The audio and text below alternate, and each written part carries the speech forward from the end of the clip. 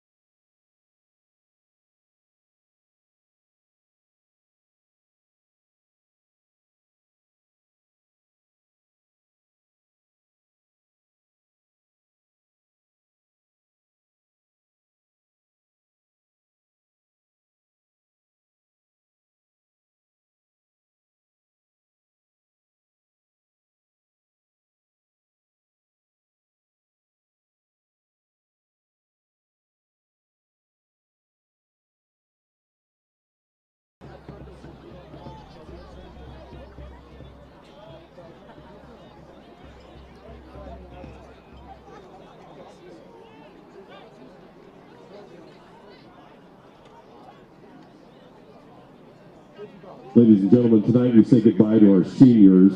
I'd like to start with the seniors in the band. Isaac Briere, Danny Bravo, Joshua Idzinga, Riley Idzinga, Rai Kuisenreich, Roik, Krishna, Oscar Price, Miles Reed, Seamus Robertson, James Steele, and Zoe Westland.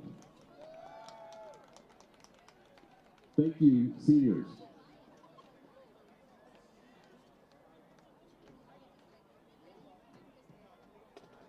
Tonight our football program says goodbye to 15 of our seniors.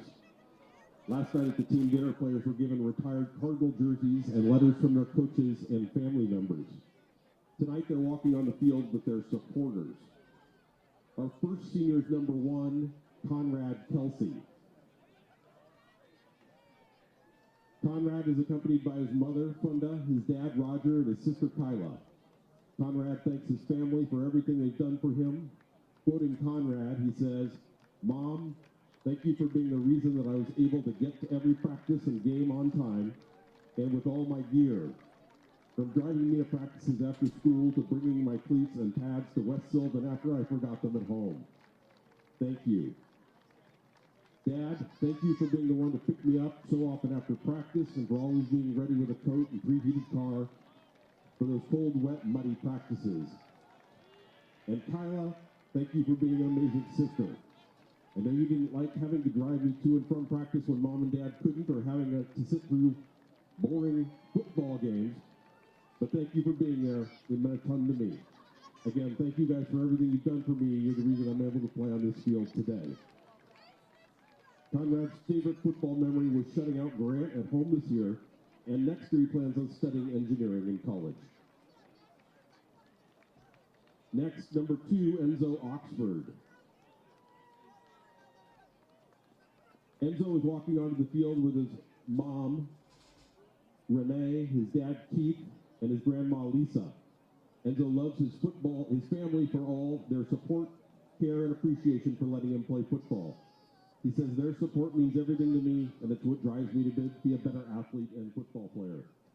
Enzo will never forget shutting out Grant last Friday, and next year he'll be attending the University of Oregon. Next is number 5, Emmett Togney. Emmett takes the field with his mom, Michelle, grandmother, Nathel, Chef Melanie Hamrickson, his uncle Matt Meyer, and Aunt Kim Hahn, and friends Alana and Kennedy. To his mom, Emmett says, I strive to be as considerate and hardworking as you are, and you mean the world to me. And to his dad, he says, you have taught me to stand up for myself and others, and I'm proud to be your son. Finally, to the rest of his supporters tonight, Emmett says he's grateful to have you in his corner.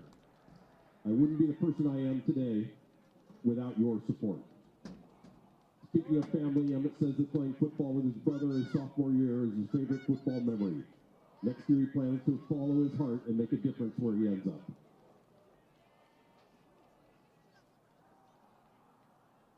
Next, number 6, Parker Barnett.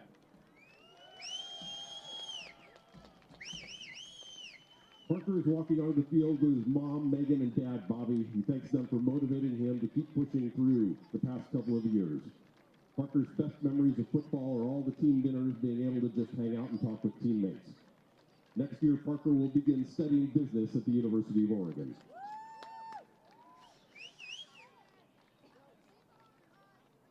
Next is number 9, Oliver Matthews. Oliver is accompanied by his mom, Rebecca Stones, and his girlfriend, Skylar Lives. He thanks them both for never missing a game and says, I love you both so much. Thank you for your endless support. Oliver will always fondly remember watching teammate Errol doing the worm. And next year he's planning to study human physiology, then go to physical therapy school. Next is number 11, Cameron Rank.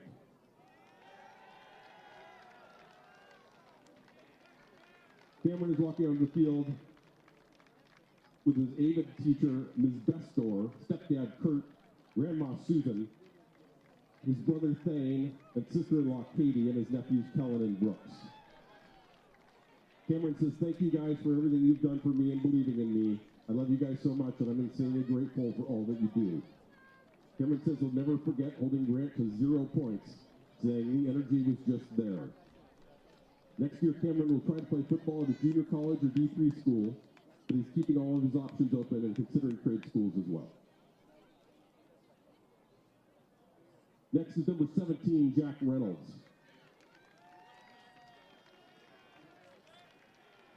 Jack Reynolds takes the field with his mom, Tammy, and dad, Dan, who he thanks for all their support. Like a few of his other teammates, beating Grant 17-0 this season will be his favorite memory. Next year, Jack looks forward to going to school and pursuing a career in sports management. Next is number 24, Lance Rickard.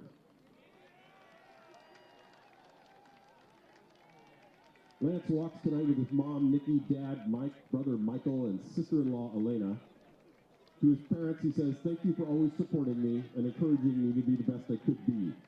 And to his brother, thank you for never taking it easy on me when playing different sports in the front yard and making me always strive to be better. Lance will never forget making that 42-yard field goal last week against Grant. Next year, you'll find Lance traveling to South America and Europe during a gap year. Next is team manager Annika Castaneda. Annika is accompanied by her friend Asa Slusher. Annika thanks their parents for supporting them in this mildly chaotic endeavor of joining football. Annika's favorite times during the season are the energy the team has when we're winning a game. Nothing matches the excitement. Next year, Annika will take a gap year and explore their interests while working full-time. Next is number 32, Edwin Meyer.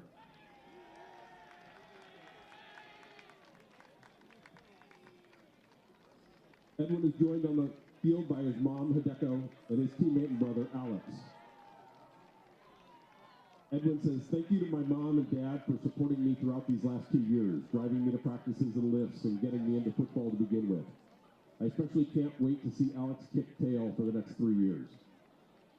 Edwin remembers all the support he got from his teammates when he broke his leg, specifically Errol texting him. He was at a Zoom fair immediately after hearing the news. He says he is proud to be able to call his team my family. Next year, Edwin is off to undergrad at OSU, then plans to join the Navy to later become a neurologist.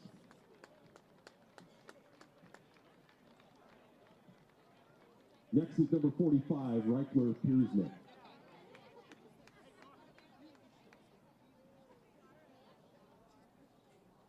Reichler is taking the field tonight with his mom, Mary Constantino, and dad, Bill Piersnick. He says thank you to both of them for their support, and will always remember the football game against Jefferson High School this season. Another great victory we've had.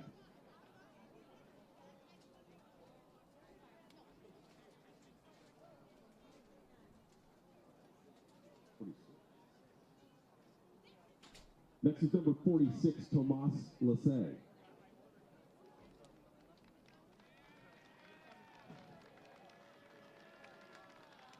Tomas is coming out with his host family, the Rosses. Mom, Sylvia, dad, Rennie, brother and teammate JJ, sisters Stella and Claire, and brother Gabe. He thanks his parents back in Slovakia for supporting him and enabling him to come here to the U.S. He says most people my age don't have this opportunity, so I am very thankful for it. Tomas has enjoyed the opportunity to play with the team and make new friends and memories. Next year, he will go back home to Slovakia and finish his education. Next is number 49, Anthony Turbanch.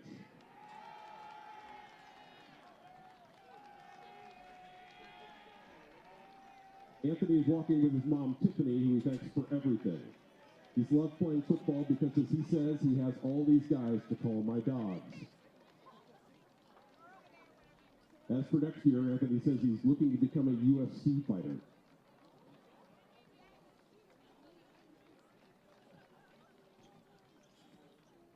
Next is number 75, Trenton Dack.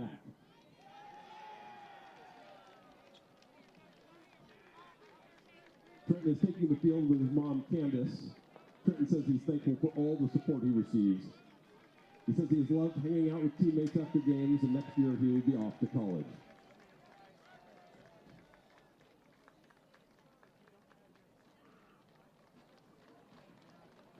Our final senior tonight is number 88, Garrett Schmokel.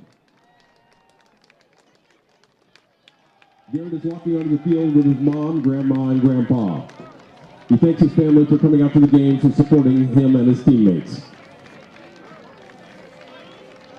I have to read this quote directly.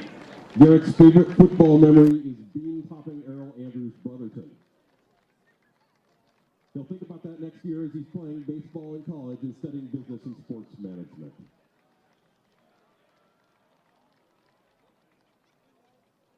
Coach Schnapper and the Cardinal football staff want to send these seniors off as well by thanking them for helping to lead the team this season as the Cardinals chart a new course.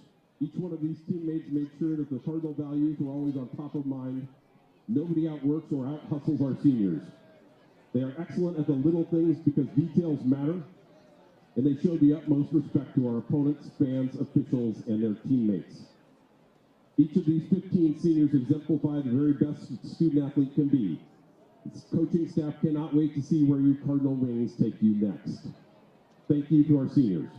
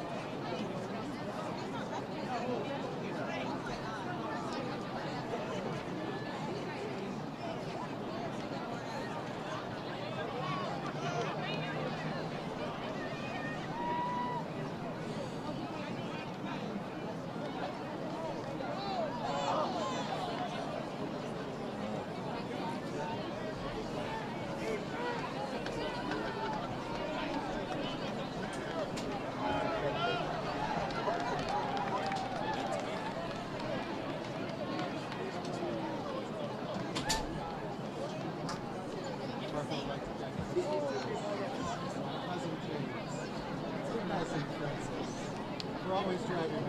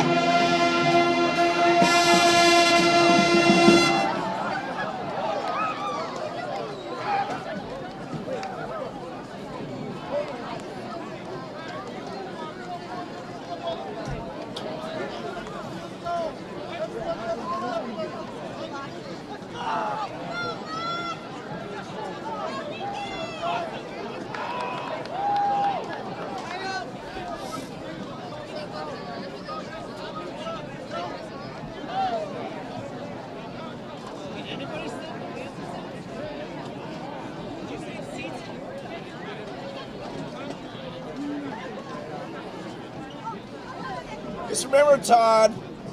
Just remember, when I'm asking you for Seahawk tickets, I got you 50-yard liners, right?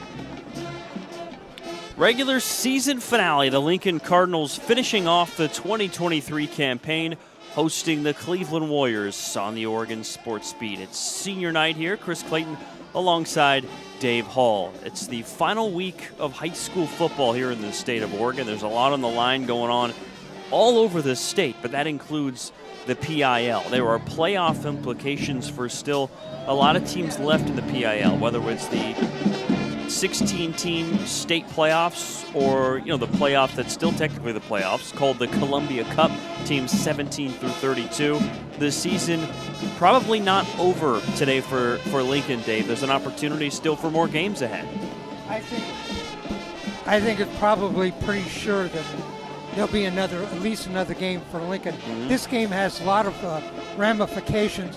One, for Cleveland. Mm-hmm. Their squad has been decimated. They have lots of injuries. They'll be starting a sophomore quarterback who's not started a game all along, but they'd certainly like to play respectfully tonight. On the other hand, from the Lincoln Cardinal, the way this is all set up, the top 16 teams in the state will make the state playoffs and play for the state championship. Mm-hmm. Teams 17 through 32 will play in what they're now calling the Columbia Cup. It's like a consolation bracket.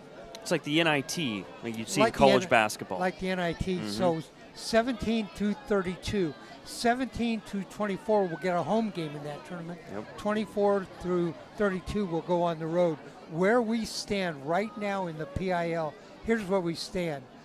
Wells is number 9, I think you said today. Mm-hmm. They look like they'll make the playoffs. Roosevelt is 16, teetering right on the border, which way they go. Grant, 22. They fell a couple of spots after their loss to Lincoln last week. Lincoln is 28. It would be great if they could win this game and move up to 24 and get a home game. Franklin 31, Jefferson 32. Jefferson's actually hanging in there for a playoff spot in the Columbia Cup. Cleveland is 38, McDaniel is 39. That's out of 44 teams. Let me give you the matchups tonight in the PIL. Roosevelt is at Grant. So Grant's looking for some redemption, maybe move up a little bit. Roosevelt's looking to get into the top 16. Wells at 6-0 in the PIL is at Franklin 3-3. Franklin needs a win to hang on in the Columbia Cup. Cleveland here, of course, and then the other game, 1-5 McDaniel is at 0-6 Jefferson.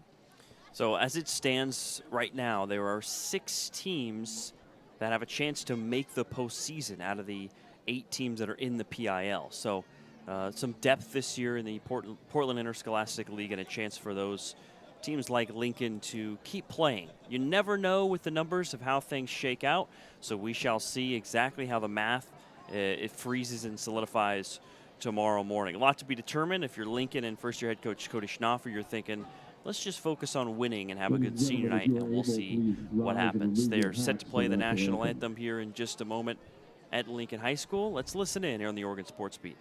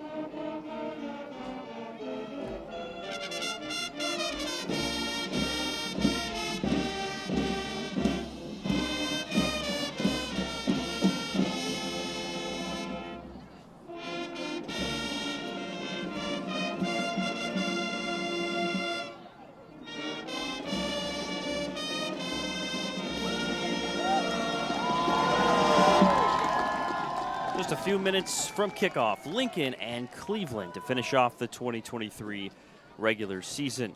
Throughout the season, we've been telling you about the great title sponsors who have donated to bring you these great broadcasts on Oregon Sports Beat. The title sponsors, also known as Flying High sponsors, along with Cardinal Champion sponsors and Lincoln's Bird Feeders, who provide team meals, all support the Cardinal football program thanks to the efforts of the Booster Club. The Cardinal Football Booster Club works year-round to raise money for player scholarships and equipment, team meals, live game broadcasts, and many other expenses not covered by the PIL. The Boosters thank all of you who donated time, money, and perhaps most importantly, supplies for the players' snack closet. Chris Clayton and Dave Hall here with you on Oregon Sports Beat. This will be a Cardinals team today that's looking to build on a strong performance last week. What a win, what a scene it was. The 17-0 shutout win over Grant a week ago, and they're looking to build on that here in Week 9. Tonight is senior night for the 13 seniors. As we go along, we'll talk a little bit about those seniors. But many of them were asked, what's your most memorable memory from your play at Lincoln? And I heard 3 or 4 of them saying, shut out Grant last week. Right. Yeah, that was a huge win. It was a game in which Lincoln intercepted Grant 4 times. That was a Grant team that had dominated the PIL in terms of capturing championships 4 in a row, and the Cardinals were able to not just win but shut them out. Held Grant, who could throw the ball so well, to under 100 pass yards, had 4 interceptions. Such an impressive win. And they've got a chance to build on that here. This is a Cleveland team on the other side of things. You mentioned it earlier, Dave, but they are devastated by injuries. Talking to head coach Trevor Smith before this game, he said, we just got bad luck, caught the injury bug, and it's been tough to manage for this team that only has dressed 21 players here today. We will also try to follow the Wells score tonight if we can. Wells is currently number 9. The top 8 teams will get a home game in the playoffs. Let me tell you the top 8 teams right now in the state standings. Wesleyan 1, Tualatin 2, Central Catholic 3, Sherwood 4, Lake Oswego 5, Lake Ridge 6, South Salem 7, Nelson is 8, Wells is 9, and Sheldon is 10. By the way, we were talking before, and I was pointing out to you point differential. It's kind of an interesting stat. I followed it this week. For example, Central Catholic this year in 9 games has outscored their opponents 477 to 80. Wesleyan, the number 1 team in the state, has outscored their opponents 360 to 80. Here's a fascinating stat for a school, Sherwood, ranked number 4. They have given up, or they've scored 330 points this year and given up 21. And over the last 7 games, they are 310 and 0. They have 7 straight shutouts. It's pretty good. Lincoln's got 1 shutout in a row, which is a good stat, too. Oh, my Not goodness. 7 in a row. It's a Cleveland team who comes out in their white uniforms with yellow helmets that have been shut out the last 2 games. The Warriors will be starting a sophomore quarterback, Cale Balderson, today, who's making his first career start. And we will see the Warriors with the football first, as Lincoln in their all-red uniforms today will kick it deep to start off this game. Lincoln sitting in 4th in the PIL.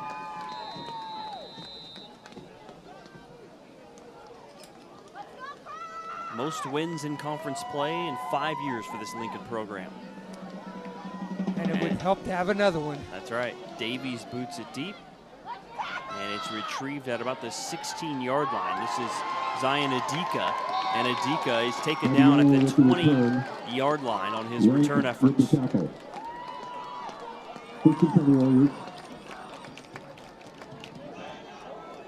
So again, Cleveland banged up by injuries. Their starting quarterback, James Ho, the junior, will not be playing today.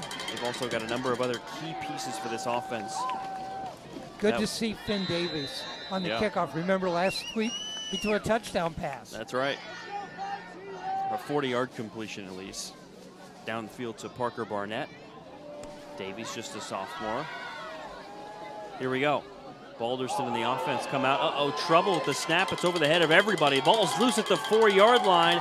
And I think Lincoln's dove on it. Let's get a signal from the refs. Yes, Lincoln football disaster on the opening play, and the Cardinals have it at the 2. We mentioned earlier that Cleveland would be starting a sophomore quarterback who doesn't have a start under his belt till now, and on the very first snap, over his head, Lincoln with the ball at the 2. That time not his fault. It was a snap issue, of course, but not the start that Cleveland was looking for. A dream scenario for Lincoln. Let's see if it's a dive play to Togney. Togny's got 8 rushing touchdowns this year. Chance to make it number 9. They give him the ball. Bounces off one tackler, and he's in again. 11th touchdown of the year for the senior Emmett Togny. 2-yard run. The time on that, 11:41, 19 seconds into the game. Quite the start. A 2-yard plunge for Togny, able to cash in on the turnover, and on senior night, it's one of the seniors who rushes in for the score. And now another senior, Lance Ricker, out to kick the extra point to try and put Lincoln ahead 7-0. The holder is Errol Brotherton. The snap and hold are clean. The kick is driven through. Good. 7-0. Lincoln just 19 seconds in, taking a commanding lead off the turnover. Just getting going here. Let's hear from Bio Lounge. Bio Lounge is a Northwest Portland functional medicine clinic that partners with patients to support their unique health goals. Whether aiming to treat a condition, prevent chronic disease, or optimize health, highly trained providers leverage the latest in scientific research and technology to provide exceptional care and outcomes. We believe health is a lifelong journey and are proud to sponsor the Lincoln football program. They introduced the senior players before the start of the game. Lance Ricker, of course, one of those. And Lance said his plans are next year is a gap year. He's going to travel.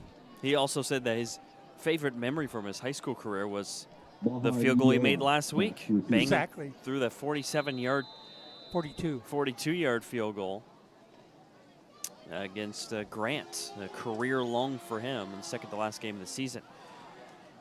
Here's the kick, and it's retrieved by Adika at about the 15-yard line. But he's able to get forward this time. A bit of a better return to the 27. Let's see if this Cleveland team can respond from that turnover on the opening play of the game. Smokel on the tackle. He's also a senior, Jared Smokel. He said that he's interested in sports medicine. Going to pursue a career in sports medicine.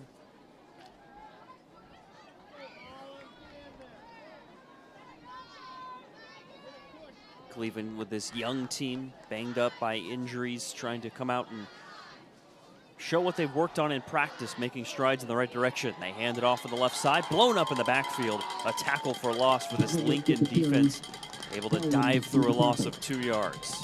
Chris, take a look at the sideline for Lincoln. See all the players? Yep. Take a look at the sideline for Cleveland. Yeah, I mentioned earlier only 21 is what we counted, 21 players dressed out there for the Warriors. Not that they had a huge roster to begin, but the injuries have obviously not helped their cause. I count 13 players over there, so they must have 24 suited up. It's back to Devlimick on the left side. After losing 2 last carry, he's able to get 3. Yeah, that's a good call. Good math. 24 total when you consider all the players on the sideline, but certainly a smaller group than what you see from the Lincoln side. But it's also a great opportunity for some of these young players for Cleveland to get some playing time as this Warriors team led by third-year head coach Trevor Smith looks to make strides in the right direction. Doesn't hurt that Lincoln has over 20 freshmen suited up. Yeah. A lot of young players that are also making impacts this year for Lincoln. On 3rd and 10, here's a quick throw on the left side, low and incomplete. A bobble on the snap. Balderson was hit as he threw it as well. Incomplete. And a 4th and 10. The punt team comes out for Cleveland.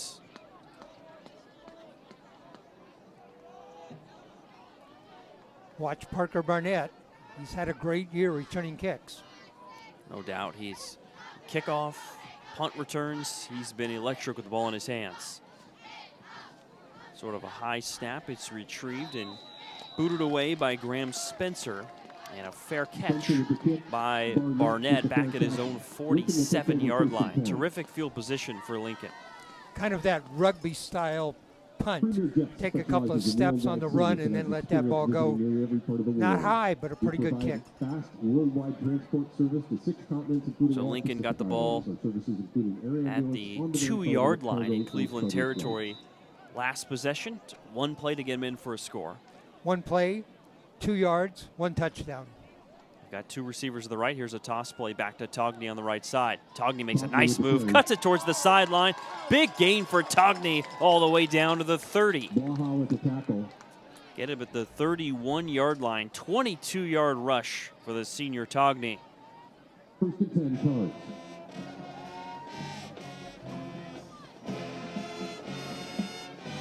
We've seen him numerous times this year take that all the way down the sideline for a score. So good pursuit by the Cleveland defense to get to him before he can bust it all the way off.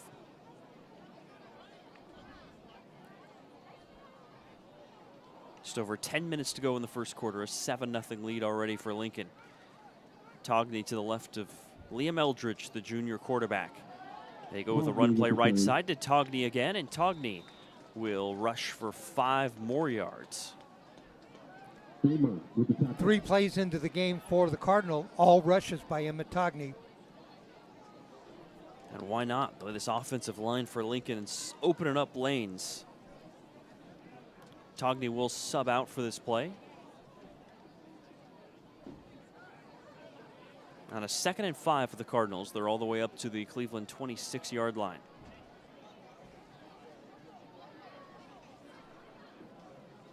The tailback is Reichler Piersnick to the right of Eldridge. Eldridge takes the snap, runs left, cuts it upfield, and has a solid game. Took a pretty big hit there, and I think he's going to be just a tad short of the first down marker. Good to see Piersnick in the backfield. Yeah. He missed a couple of games tonight. When they asked him his most memorable game, he said the win at Jefferson this year. You know why he said that? Because he had a couple of touchdowns. That'll do it. Memorable when you show out like he did in that game. Piersnick also with a reception this year under his belt. 3rd and 1. He's still in there at tailback in the I formation. He gets the ball here, up the middle. The patience to find the crease and get the first down. He's chopped down at the 20-yard line. 2 yards there for Piersnick.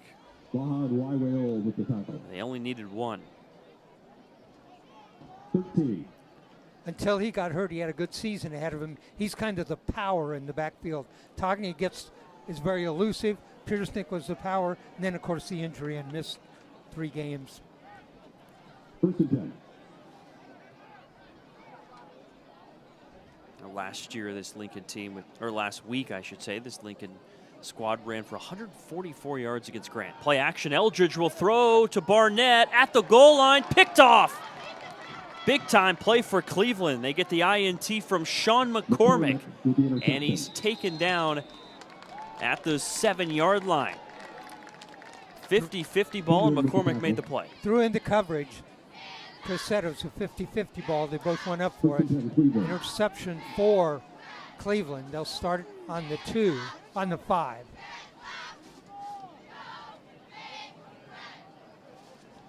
So that's the type of play that Cleveland really needed to spark some confidence as they were struggling early in this game. Their first play, in fact, a snap over the head of the sophomore quarterback, Cale Balderson. See if they can bounce back here. Got to be careful, though, at their own 5-yard line. Balderson goes to Devlemenick, and he's taken down right at the line of scrimmage. No hole for him. Shot by Oxford and Friends. 3 carries now for just 1 total yard for Devlemenick. This Lincoln defense doing a great job plugging up those holes early on in this game.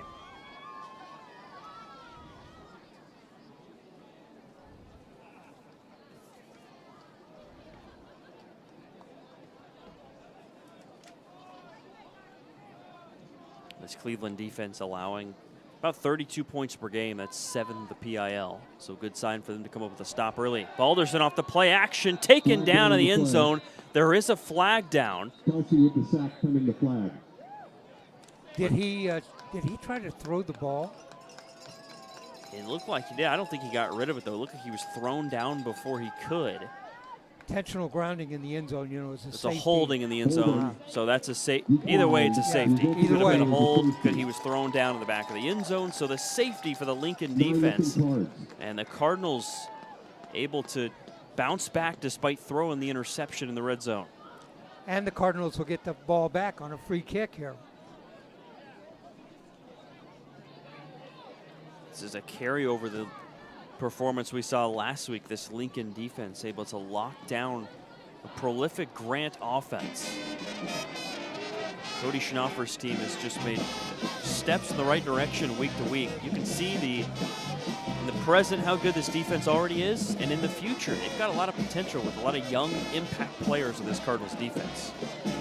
Grant needs a big win tonight at Roosevelt, and they may host the game in the first round of the Columbia Cup. They're currently ranked 22.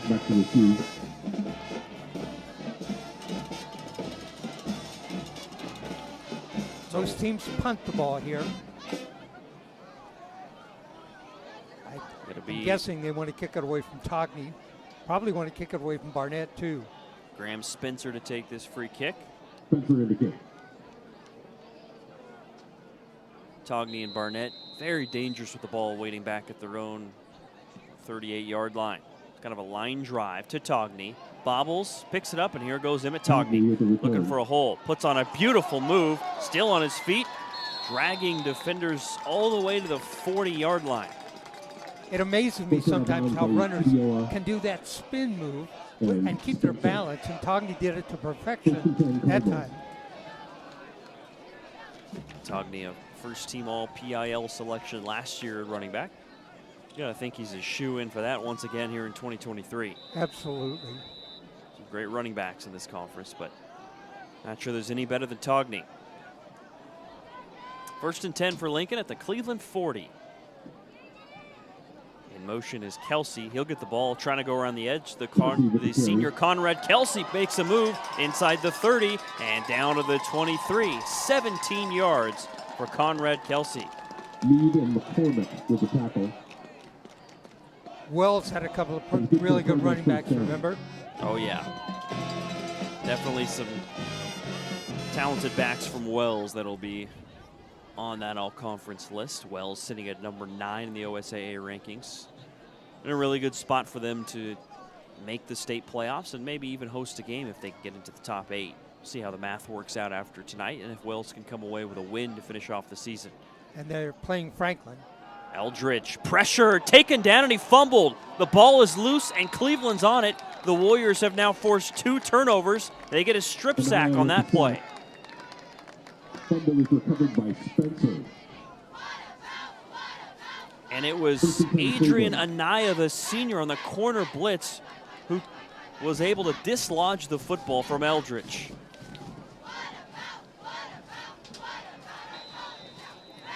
Eldridge dropped straight back. I'm not sure he saw that rusher who was coming from the side.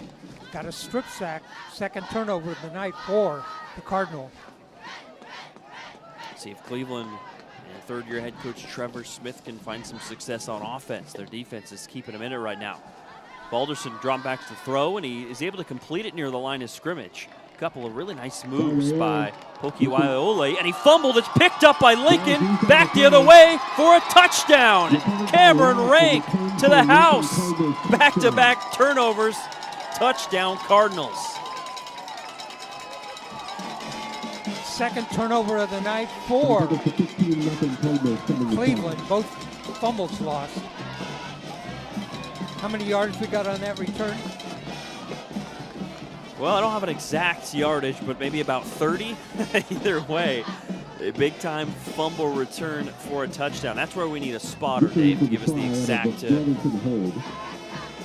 total on that one. But that's big time for this Lincoln defense that now has a safety and a fumble return for a touchdown. And now the extra point is good. 16-0 Cardinals. 16-0, just like that. Not even halfway through this first quarter, Lincoln leads Cleveland on senior night. Our broadcast here on Oregon Sports Beat is brought to you by Elite Real Estate. To treat a condition, prevent chronic disease, or Michelle Shahan, our dedicated realtor at Elite Real Estate, strongly supports Cardinal football, just like a strong offensive line. Ready to score your next home? Make contact with her today. Michelle Shahan at Elite Real Estate. Cameron Rank said he wants to play football next year, and he says he's pursuing some couple of D3 schools. So let's see how that goes. Yeah, he's come alive here down the stretch. He was second on the team last week in tackles with 7 in Friday's victory over Grant. And here in the final regular season game of the year, Rank gets a gets a fumble return for a touchdown. And he's still celebrating on the sideline. He's fired up. Think of this. We're 6 minutes into the game.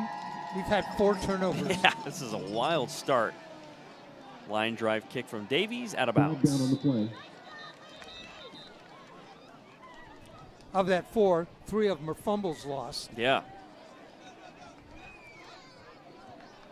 Kickoff out of You don't bounds. see that very often. Not even halfway through the first quarter. And 4 total turnovers, just going back and forth. Unfortunately for Cleveland, they have not been able to take advantage of the Lincoln turnovers. Cleveland ones have been very damaging. One of them was a fumble that Lincoln recovered at the 2. One of them was a Cleveland fumble that Lincoln took back for a touchdown. They try to bounce back. Cale Balderson comes out in the gun. He'll hand it off to Devlemenic up the middle, finds a little hole, and a physical run of 4 yards for Devlemenic. 2nd and 5. Looked like Enzo Oxford on the tackle there for Lincoln. Another senior.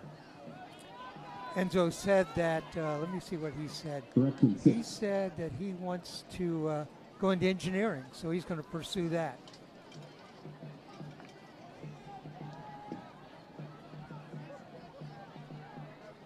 Trips to the left for Cleveland's offense. Balderson pressured, throws into a crowd, over the top, tipped and picked off.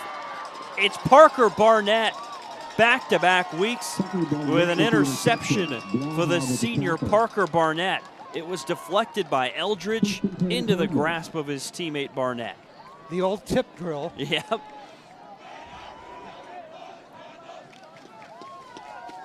And how about the 5th turnover already, Dave? And Cleveland has 3 possessions, 3 turnovers, and a safety. Yeah, not a winning formula so far for this Cleveland offense. We did talk to Trevor Smith this week, and he said he was realistic about their chances with all their injuries. Here's a toss play to Togney, looking for a hole, and he's hit hard in the backfield. A loss of a yard for Togney. It looked like Poki Waiwaole, the senior, who made a big-time tackle there. With the stop. Trevor Smith, the Cleveland head coach, said that he's been so proud of his team continuing to work hard in practice and competing. They said those seniors, in spite of all the adversity they've faced, have been leaders and mentored the young players. And he said they've put forth a great foundation for this Warriors football team, who, if they can't win here, will finish 0-7 in the PIL this year. 2nd and 11. It's a little end-around play to Sashin Cummings. Cummings with a nice physical finish to that run. 5 yards on 2nd and 11, but there is a flag down on the play. Well, we got a chance. I wanted to talk about 2 players. Okay. They are Number, let's see, it's number 40 for Cleveland. That's Giacomo Zanchetti. He is from, I know he's an exchange student. Yes, he's from Italy. Italy. He was a rugby player, walked on at Cleveland, and they said he's a football player. The other player I want to talk about is Thomas Lachey for Lincoln. He is from Czechoslovakia. His parents let him come here, and he came here to go to school in the United States, playing football now. At the end of this year, he's going back to Czechoslovakia. Yeah, Zanchetti from Italy for Cleveland. Played rugby for years. They said the first day of practice he showed up and was just throwing people around. He's one of those weapons they use a lot on special teams. It was a holding for Lincoln. On 2nd and 11, the deep ball over the top is incomplete. Looking to get it to Sashin Cummings. Incomplete. Maybe about 3 yards too long that time.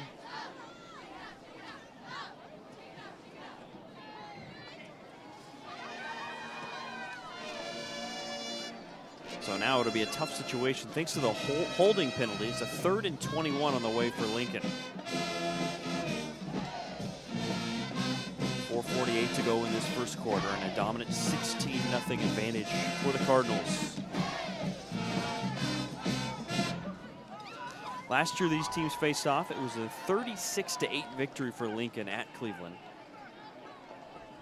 Snap to Eldridge on 3rd and 21. He's pressured, rolling left side, still looking downfield. He'll run. He's to the original line of scrimmage, gets close to a first down, but he's just a few yards short.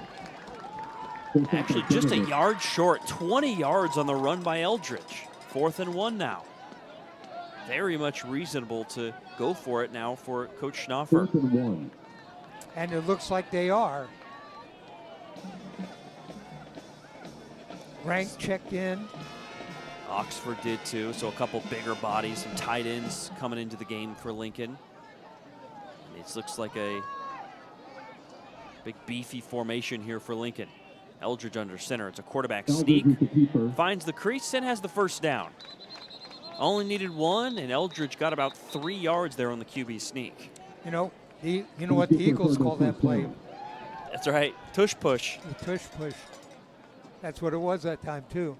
You got a big quarterback, get a couple of big backs, which they had in there that time. Just push forward. It's tough to stop. We mentioned rugby with Giacomo Zanchetti. He played in Italy, and it's kind of a rugby-style play. Get into a big scrum and just man on man, start shoving in there and use your brute strength. That's what Lincoln was able to do. Hand off to Togney, met in the backfield, but the strength of Togney to somehow turn that in to a 2-yard gain. Spencer with the tackle. How often have we seen that in Togney's career? Look like it's going to be a tackle for loss, and instead it's a positive play. 30 yards on 5 carries for Togney. One of those a touchdown. Togney near the top of the PIL this year. He's rushed for 765 yards on the season with 9 rushing touchdowns. A couple of receiving scores as well in his senior season. Offset eye. Here's Togney up the middle again. Submarines forward and another 3-yard chunk. You know, Cleveland's doing a pretty good job containing Togney. I know he's got better than 5 yards a carry, but a lot of teams struggle to keep him below 10 yards a carry. So they're doing a nice job so far. It's a 3rd and 5 situation here for Lincoln.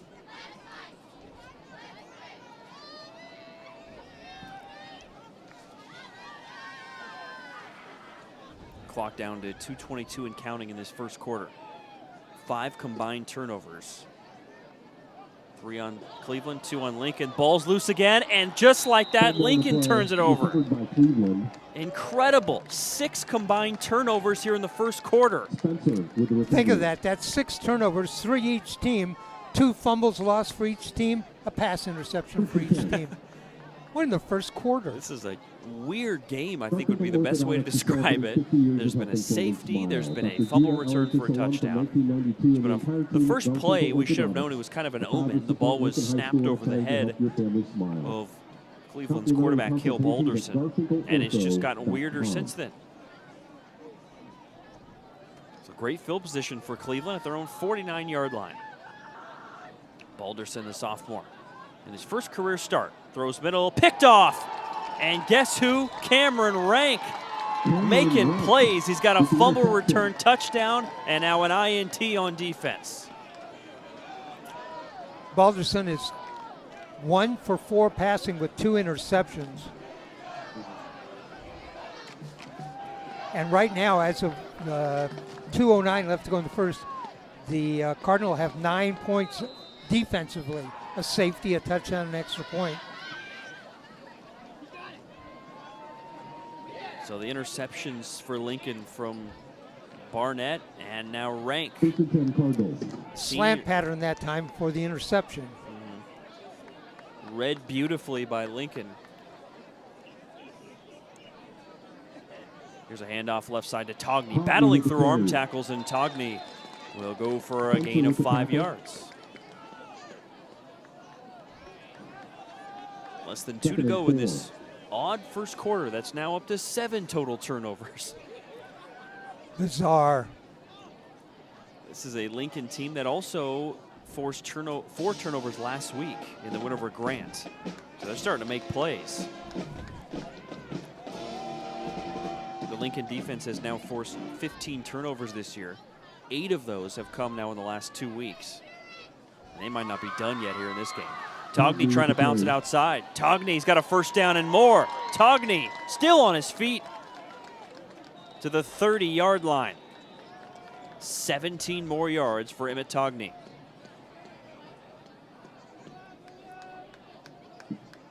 Waiweoli and McCormick with the tackle. 1st and 10 Cardinals.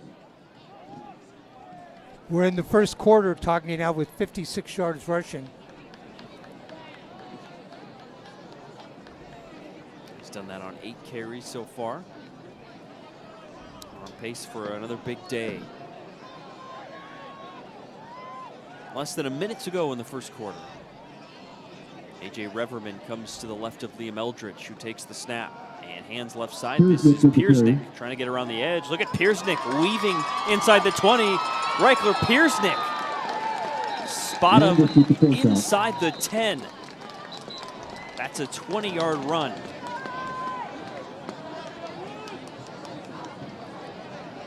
But an illegal hands to the face penalty against Lincoln will waive that play off.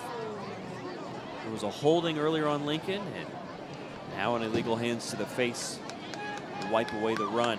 And there is a Cleveland player shaken up. That's Peter Bamer, the junior. Actually, he's up. Everyone loves I think saving somebody's money. down on the ground. Customize a coverage plan that helps protect what's important to you. Behind the Family, Lincoln friends, or players your from our bottom view, line. it's hard to see From safe driving who it rewards, is, but it looks like a bundling Cleveland options player and shaken up at about the Lincoln High School mom and 25-yard State Farm line. Insurance agent Kelly Manning can help you create a solution All right, that's let's hear right from for you. Garfinkel Orthodontics. Garfinkel Orthodontics celebrating 50 years of helping Portland smile. Dr. Judah, Lincoln High School alum from 1992, and the entire team at Garfinkel Orthodontics are proud to support Lincoln High School and excited to help your family smile. Complimentary consultations at garfinkelortho.com. So it's Henry DeVlemenick, who is shaken up, the junior. Walks off slowly under his own power all the way across the field to the Cleveland sideline. Hopefully he's okay. He's been really terrific defensively in this game and the leading rusher today with 4 carries as well on offense. So the illegal hands to the face, a very damaging penalty. And pushed Lincoln back 15 yards. All the way back to the Cleveland 45-yard line. Eldridge under center. Gordon comes in motion. And this play is blown dead, a flag. Usually that means penalty on the offense, and it is a false start on the Cardinals. That was a really good play by Cleveland in their coverage as the outside wide receiver started in motion.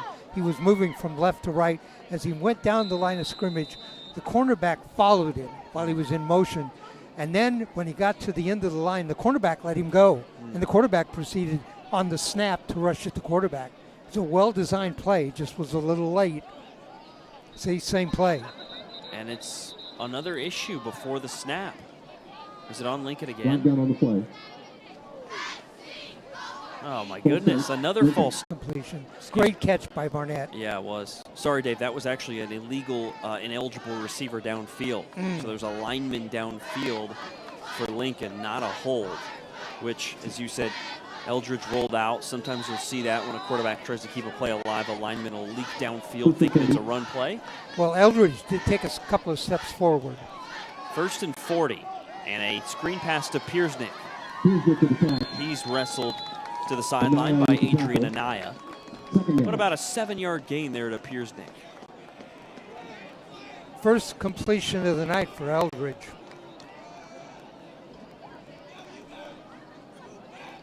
Eldridge last week an efficient 6 of 10 for 30 yards against Grant.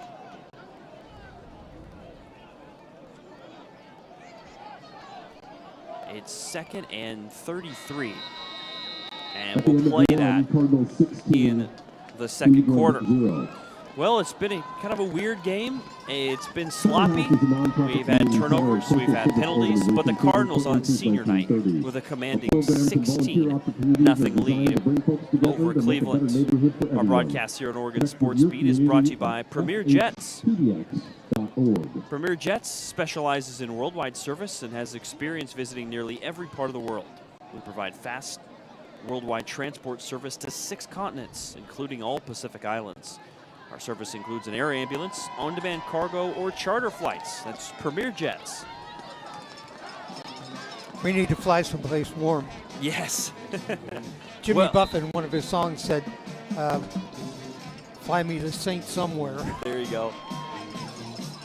Well, we'll see where Lincoln not flies to, but buses to next week to play their playoff game. Even if Lincoln loses here, which it doesn't look like they will, but even if they were to, they're still in great position to play in the Columbia Cup. So as you said earlier, Dave, it's pretty much a guarantee the Cardinals will play a playoff game next week. It's a matter of whether or not it's here or on the road. On 2nd and 33, Eldridge takes the snap. First play of the quarter, a completion to Conrad Kelsey, and it's a pickup of 8 yards. 3rd and 25. Second completion for Eldridge, and he hits the senior Kelsey.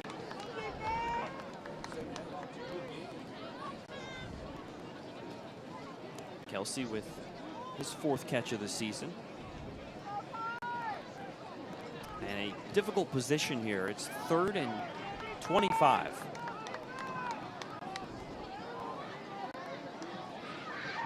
Eldridge takes the snap. He's looking to throw. Right side to Togney. Togney puts on a move. Inside the 30. Togney inside the 25. And he's just short of the line to gain.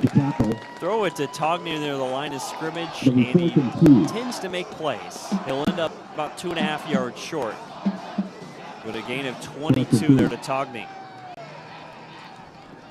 Longest completion of the day.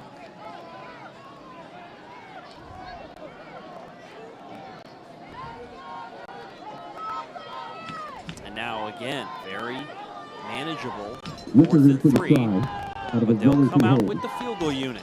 It's Lance Ricker who will try and kick a 40-yarder. He made a 42-yarder last week in the victory over Grant. Ricker, the senior on senior night. Hold is clean. The kick is good. 40 yards. Lance Ricker nails it. 19-0. Lincoln takes the lead over Cleveland. Should we call that low trajectory? Yes, a line drive. A line drive. Ricker is now 3 of 4 on the season on field goals. And he's also an impressive 7 of 10 on extra points. Able to knock that one through. Our broadcast today on the Oregon Sports Beat is brought to you by Kelly Manning and State Farm. Kelly Manning is proud to be a sponsor of the Lincoln Cardinal football team. Let Kelly ensure your family's future by giving her a call today. Or you can email, text, or walk in anytime at Kelly Manning and State Farm. Weird first quarter with 7 total turnovers. 4 on Cleveland, 3 on Lincoln. And a safety. A safety. And a fumble recovery for a touchdown.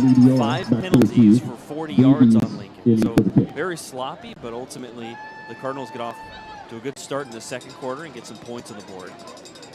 This is almost like this was a test for you and I. Yes. Could we recognize all these things going on?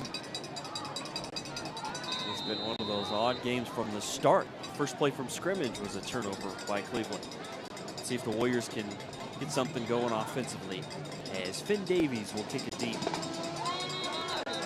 Whistle, and of course there's a flag down. I didn't see what the flag was for. It might have been Offsides, perhaps. offside. Where the flag was thrown is typically an offsides penalty against the kicking team. There we go. False start. You don't see that very often. False start on a kickoff. Offsides working. Oh, no, it is offsides. Okay, we had one official signal false start. The other official kind of corrected it for him. Hands on the hips and offsides. On a kickoff, any false start is an offside. That's a good point. Close enough.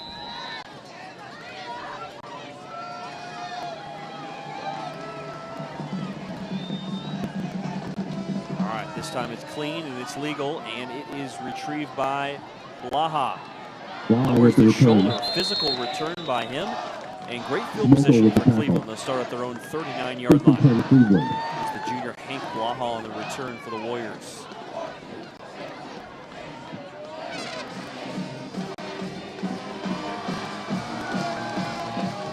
Cleveland still in this game, trying to find some success offensively. 9 passing yards so far, and 5 rushing. They have turned it over 4 times so far in this game. A couple fumbles and a couple of interceptions.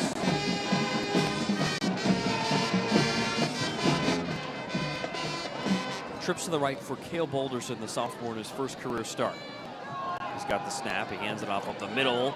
And in the backfield, there's Lincoln players all over the ball carrier, Dalton Landis. That's a loss of 6 yards on the carry. You know, I was just looking, Balderson thrown 4 times. 3 of them are complete. 1 of them to his teammate, 2 of them to Lincoln Cardinals.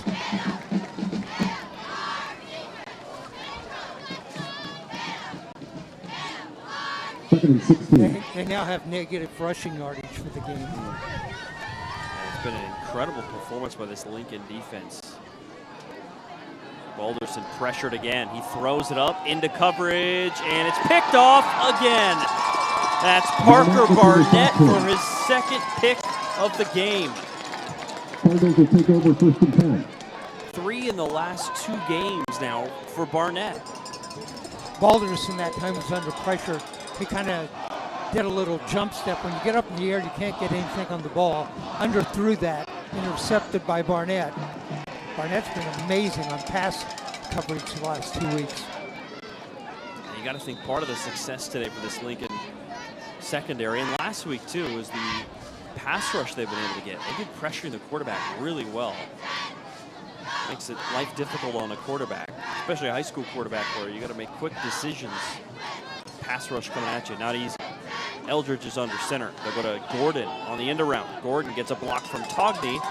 Still on his feet. Gordon spins, and he's got a gain of 6 yards.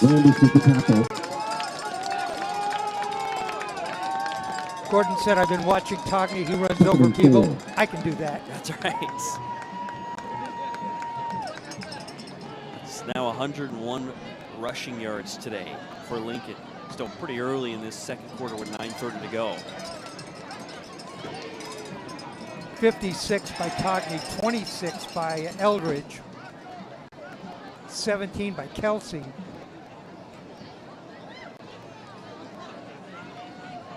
Spreading it out today, 5 different players have toted the rock so far for Lincoln. 2nd and 4, right at midfield for Lincoln. Brotherton's in motion. Eldridge, maybe miscommunication. He kept the ball and then he fumbled.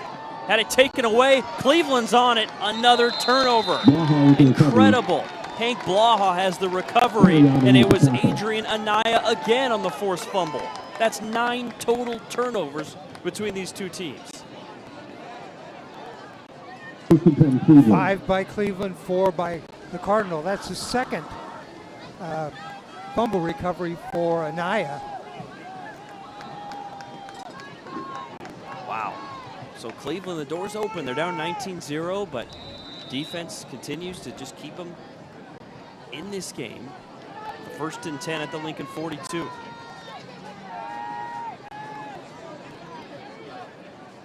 Uh-oh, movement along the line. Let's see, Chris. I'm just looking over my information. Is this the first time Cleveland's been in Lincoln territory? I think so, yes. We have played the entire game in Cleveland's into the 50-yard line. And now Cleveland's gifted an offsides penalty against Lincoln. 7 penalties on the Cardinals. Wow. despite Cleveland's struggles, they haven't committed a penalty yet in this game. So the penalty yardage is 50-0. It is, yes. Certainly something to clean up for Lincoln moving forward to this game. In spite of that, they still have this 19-0 lead. Movement on the line again. Another offsides. Unless Cleveland moved. No, it's offsides back-to-back on Lincoln. Offsides, Lincoln. A little antsy on the edge there. 1st and 10. Trevor Smith and the Warriors working the hard count, and it's working well. 1st and 10, the Lincoln 32-yard line.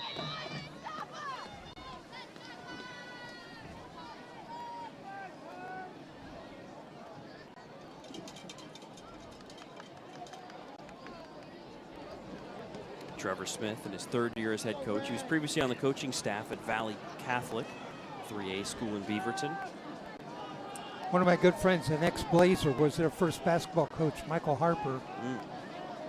Balderson takes the snap. DeVlemenick up the middle. Powerful run by him, and he's able to manage 3 yards after being met by a host of defensive players. Who was that on the carry? DeVlemenick. Ah. Give him 2 yards. 2nd and 8. 2nd and 8 for the Cleveland offense. Down to 8:30 and counting to go in this first half.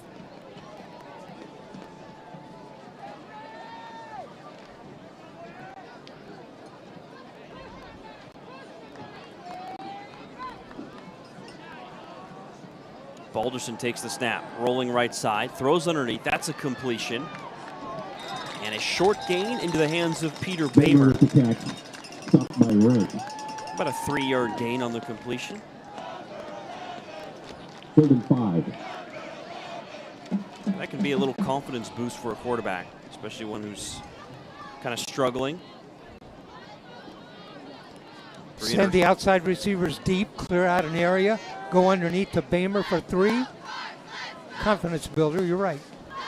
And now at 3rd and 5, you don't have to throw here. Maybe you can make the 4th down more manageable. See what Cleveland elects to do. We've got Bamer in motion, and they do run it. DeVlemenick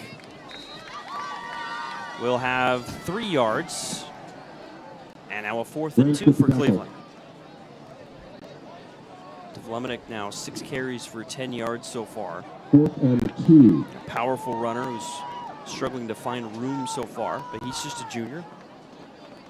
He'll be back next year for this Cleveland team that is very young.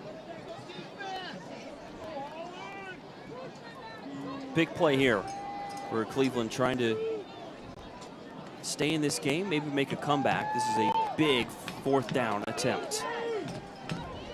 Door is still open in this first half. See if they can cash in on this drive.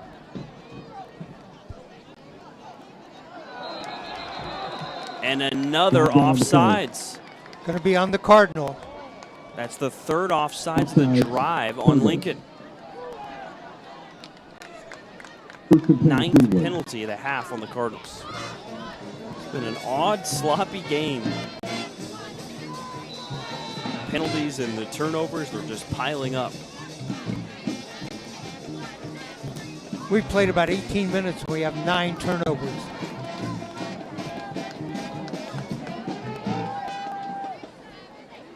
Bamer in motion. Balderson hands it to DeVlemenick right side, and he's met at the line of scrimmage. Nowhere to go. He was met initially Holland with the tackle by Alex Lidgate for Lincoln. No gain.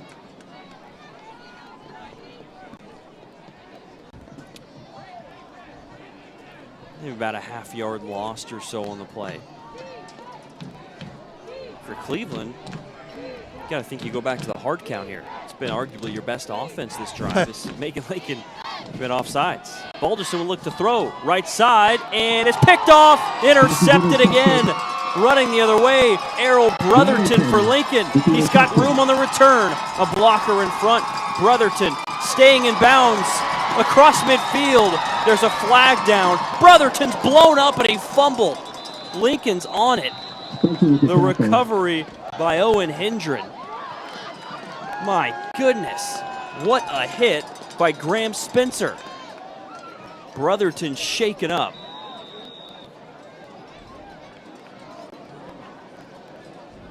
we still have to consider the flag that was thrown. I think it's an illegal block on Brotherton's return, and hopefully he's okay as he took a big hit from Spencer.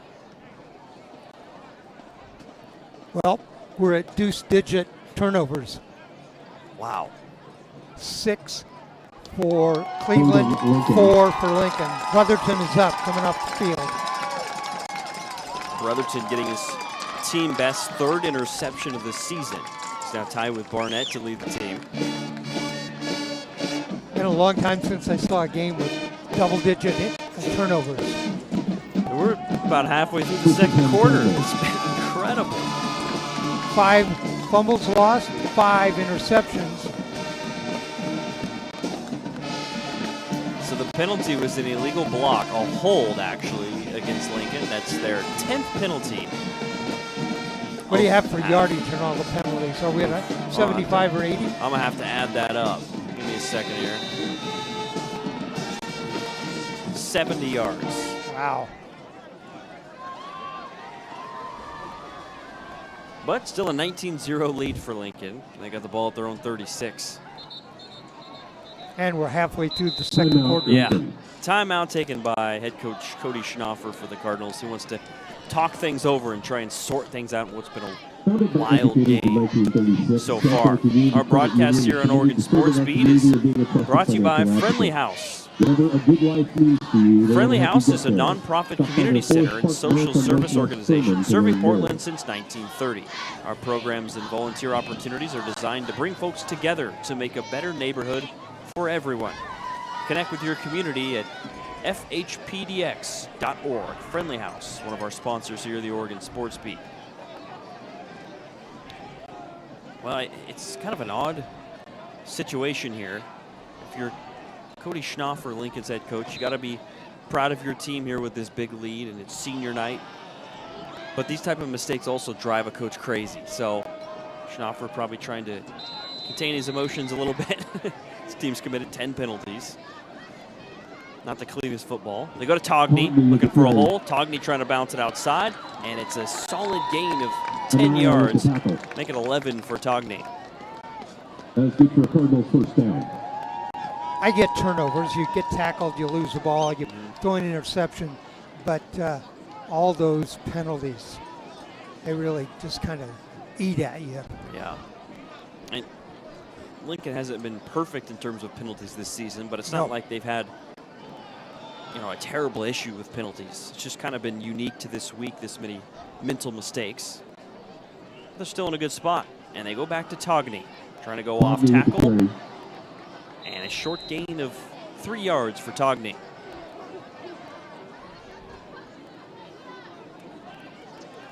Togney now with 70 yards rushing and 20 yards receiving, closing in on 100-yard total offense for the first half.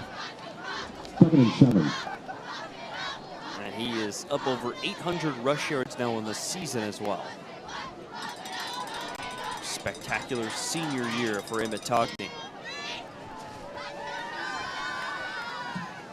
2nd and 7 with the offset eye from near the right hash. Handed off right side to Togney, and he's met in the backfield. Down he goes. Tough play defensively by Peter Bamer, a loss of 3. Spencer and Bamer with the tackle. 3rd and 10. Also had Graham Spencer, another junior, making a play in the area.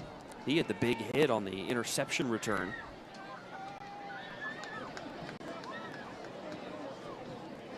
Just like that, a 3rd and 10 with less than 4 to go in the first half.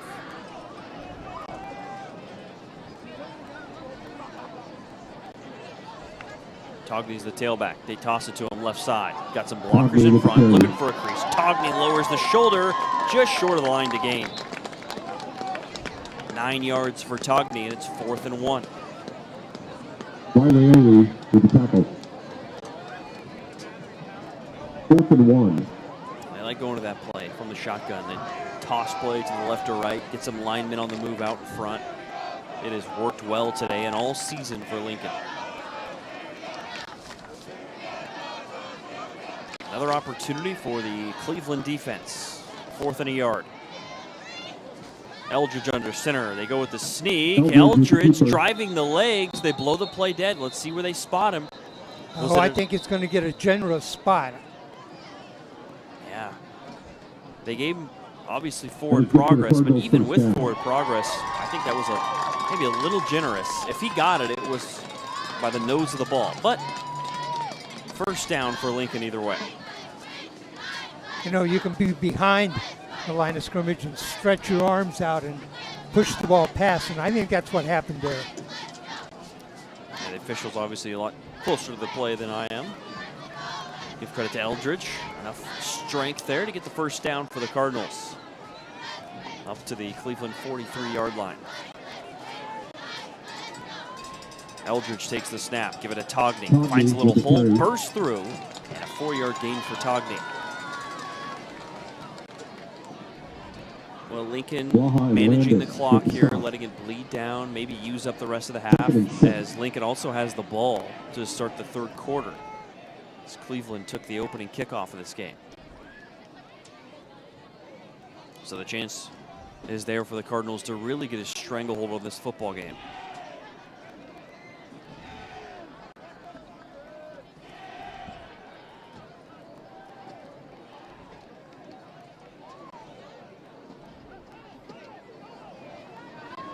Second and about 6. Eldridge looking to throw. Hesitates. Pressure coming from the backside. Eldridge still on his feet, and down he goes. Play is blown dead as Graham Spencer and Charlie Axon are there for the sack. It's a big loss of 11 yards on the sack.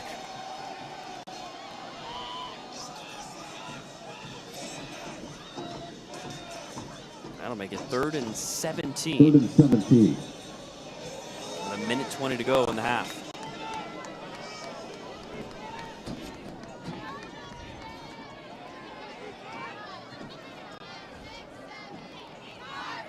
No throwing situation. See if Eldridge can add to his passing total. He's thrown for 37 yards so far in this game.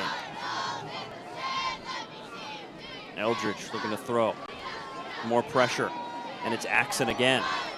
Eldridge extending the play. Looking to run. Reversing field. Eldridge on the left side. Cuts it up again. And Eldridge got a first down. Oh, there's a flag down, of course, right at midfield on the Lincoln logo. This one's coming back. Personal foul against Lincoln for penalty number 11 of this first half. Tough play for a personal foul. It would have been a 22-yard run for Eldridge. And Eldridge has to be exhausted. He ran about 70 yards there to get 22 and a fresh set of downs. But instead, 3rd and 27 at least. Right, it'll back it up 15. 3rd and 32. 3rd and 26. Timeout, Lincoln. And Lincoln will take a timeout. 42 seconds to go. It's actually 32 yards. Thanks to the generous donors who supported the Cardinal football program 3rd and this 32. season. After the timeout, Lincoln put into a tough position with yet another penalty, as the penalty yards for them pile up now to 85 in this first half. Our broadcast here on the Oregon Sports Beat is brought to you by Evolution Salon. Evolution Hair Design, Portland's best-kept secret, celebrating 30 years of making Portland beautiful. Located across the street from the home of the Cardinals. Are you ready to evolve your style? Evolution Hair Design is now accepting new clients. Chris Clayton and Dave Hall here with you on Oregon Sports Beat. Game with 10 combined turnovers between these two teams. So I need a word to describe the first half. I'm going to go with raggedy. I love it. I don't think I've ever heard a football game described as raggedy, so that is awesome. Well done. A raggedy first half here on senior night. Eldridge on 3rd and 32. Bombs it to the right side to Barnett. Picked off. Did he stay in bounds? That's Hank Blaha. He did. Oh. What a play. Blaha with a fumble recovery and now an interception in this first half defensively. First and 10, Cleveland. Why not? The raggediness, if that's a word, continues. Turnover number 11. It is a word. Thank you. 6 turnovers for Cleveland, 5 turnovers for Lincoln, 85 yards in penalty for the Cardinal. A safety for Lincoln and a fumble return touchdown. That's really what has spearheaded Lincoln's lead. Outside of that, they haven't had a ton of success offensively.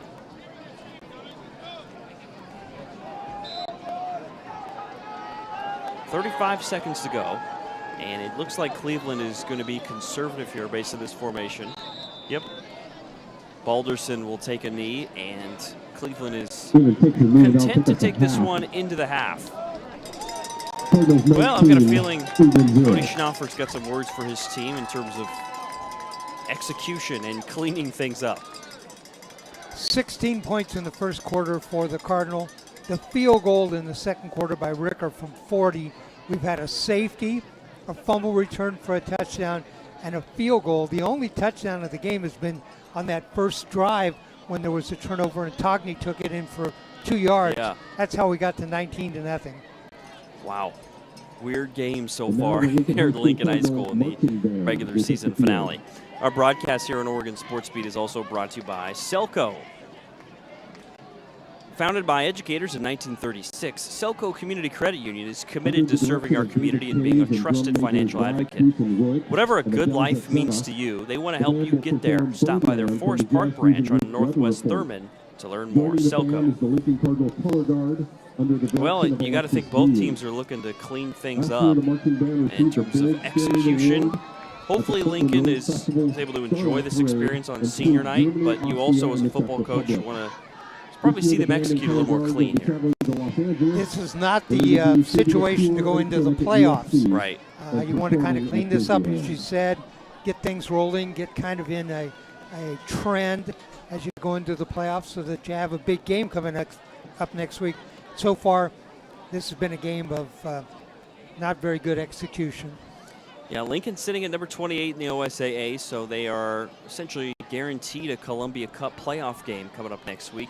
We will see whether it's here or on the road. Lincoln with a chance to host if they can get the math and the formula to work their way. We'll try to get you up to date on some scores as well. All right, we'll take a break here at halftime on the Oregon Sports Beat. When we come back, we'll try to get you some score updates from around the PIL, and we'll give you some stats at the half as well. 19-0 our score. Lincoln over at Cleveland on senior night on the Oregon Sports Beat.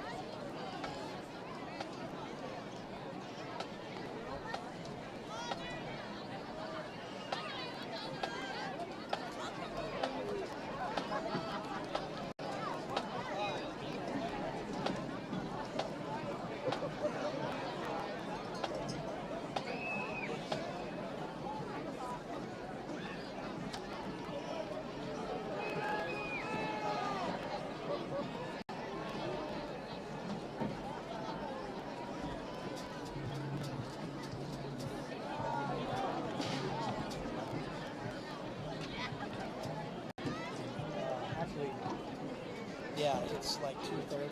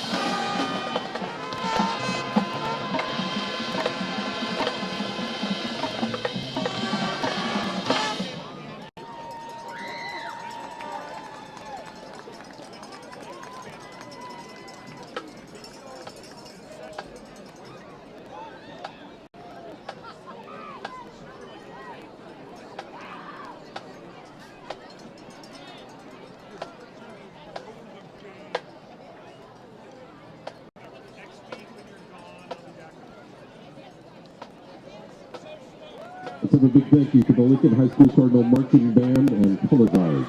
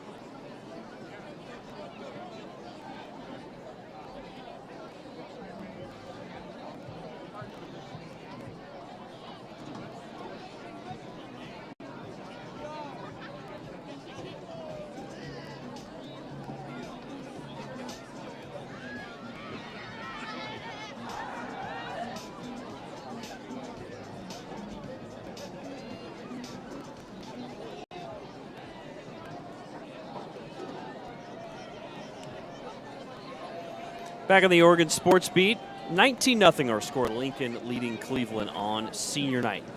Happy to have you along with us. Chris Clayton and Dave Hall here with you. Throughout the season, we've been telling you about the great title sponsors who have donated to bring you these broadcasts. The title sponsors, also known as Flying High sponsors, along with Cardinal Champion sponsors and Lincoln's Bird Feeders, who provide team meals, all support the Cardinal football program thanks to the efforts of the Booster Club. The Cardinal Football Booster Club works year-round to raise money for player scholarships and equipment, team meals, live game broadcasts, and many other expenses not covered by the PIL. The Boosters thank all of you who donated time, money, and perhaps most importantly, supplies for the players' snack closet. Well, if you're just joining us, it was an odd first half. You see Lincoln with a commanding 19-0 lead, but raggedy was how you described that first half with 11 combined turnovers. Think of this. Lincoln has one real offensive score. Yeah. It was a drive of 2 yards on one play. That a fumble recovery in that. All the rest of the points, a safety, a fumble return for a touchdown on the point after, and a 40-yard field goal by Lance Ricker. All of those were either by the defense or by Ricker, and so we have one offensive play for touchdown on a drive that went 2 yards. Yeah, you don't see that very often, but the first play of the game for Cleveland, who came into this game realistic about their chances, knowing that they might have some mistakes, a very young team and a first game starting quarterback in Cale Balderson, but they snap it over his head the opening play of the game, and that kind of set the tone. But the Cleveland defense also did a nice job as they were able to force 3 fumbles and intercept Liam Eldridge twice. So the Warriors defense has done their best to keep him in it, but you got to give credit to this Lincoln secondary. Last week they had 4 interceptions against Grant, and this week Lincoln with 4 more interceptions. So they're making plays here down the stretch, and it's seniors and juniors, a lot of different players making impacts for the Cardinals here down the stretch. I'm going to say something you might find strange. Okay.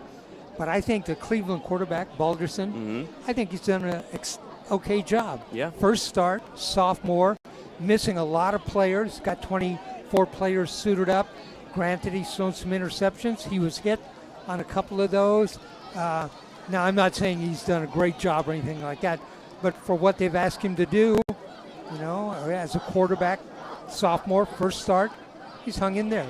That's fair. He's got a couple of completions, and half the time he's dropped back, and like you said, there's just been a pass rusher immediately right in his face. So coaches ask their young players to do their job and execute, and Balderson has done that to the best of his ability, just a sophomore here, learning on the fly against this tough Lincoln defense that has done such a nice job throughout the season. Some of the stats from the first half as we take a look at the rushing totals that have stood out for Lincoln really all year long. They've rushed for 115 yards as a team so far, 13 carries, 80 yards, and a touchdown for Emmett Togney leading the way. For Cleveland today, they've rushed for a total of 4 yards, 7 carries for 10 yards from Henry DeVlemenik leading the way so far for the Warriors. Dalton Landis also with 1 carry and lost 6 yards, so that's why only 4 rush yards so far for Cleveland. Cleveland with 12 passing yards through the air on 2 completions so far in this game. So 16 total yards in this game for Cleveland. But they've been helped by 11 penalties for 85 yards by Lincoln so far. Offensively for the Cardinals, Liam Eldridge with 3 completions on 5 attempts for 37 yards. A couple interceptions, but he's got completions to Pierce-Nick, Kelsey, and Togney with 22 receiving yards. Let me give you some other numbers that might be stunning. I like that. Into the third quarter, Wells 66, Franklin 46. We had to double check that to make sure it was the correct sport, to make sure we weren't getting a basketball score. Right. But that's right. That is the score at Wells High School. 66. No, I think that game's at Franklin. At Franklin, excuse me, yes. The score at Franklin, 66-46. And Wells is fighting for to host a playoff game. They're number 9 in the OSAA rankings. They're still up 20 going into the 4th, so that's a good spot. but they would love to be in the top 8 as that allows them to host. So give credit to Franklin. They're kind of trying to throw a wrench in the process and pull off a massive upset. And we're just about ready to get things going here in the fourth quarter.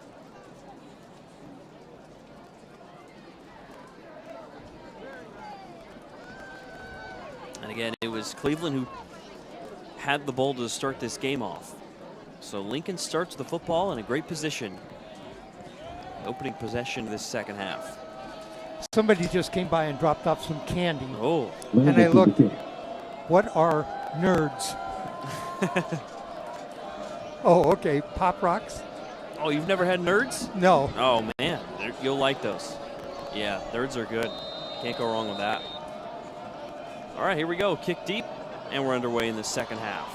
Dalton Landis is the kicker. Short kind of pooch kick, retrieved by Grayson Murph for Lincoln, and he's up to the 47-yard line. But there's a flag down, a fitting start to the second half after 11 first-half penalties for Lincoln. The kick went 13 yards. Maybe Cleveland trying to sneak in a little pooch kick to get possession back. Didn't work out. Good hands from Murph, the freshman. Let me ask you this. I know I asked you about some other things. Face mask against Lincoln. I don't recall a punt in the first half. Do you? One punt by Cleveland. Cleveland. Remember that rugby-style yeah. punt from Graham Spencer. But that's it. In a game that feels like it's been dominated by defense, only one punt. One punt. That penalty. Oh, so they corrected the signal. It's a face mask against Cleveland, not against Lincoln. So the first penalty of the game against Cleveland after 11 in the first half on Lincoln. The Cardinals have stellar field position at the Warriors' 37. Two receivers to the right, balls at the left hash for the junior third-year starting quarterback Liam Eldridge. He takes the snap, toss play to Togney right side. This play has worked really well today, but that time Cleveland was ready. Oh, Togney stayed on his feet. Are you kidding me? Oh, Togney to the house, touchdown. Woo, on senior night, he does it again. A magical run of 37 yards for a touchdown for Togney.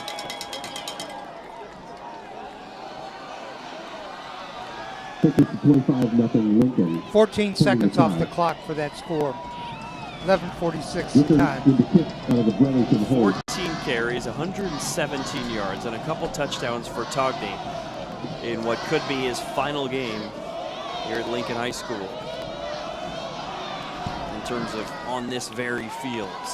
Lance Ricker out to kick, and the extra point is good. 26-0 advantage now for Lincoln over Cleveland. Our broadcast here at Oregon Sports Beat is brought to you by Bio Lounge.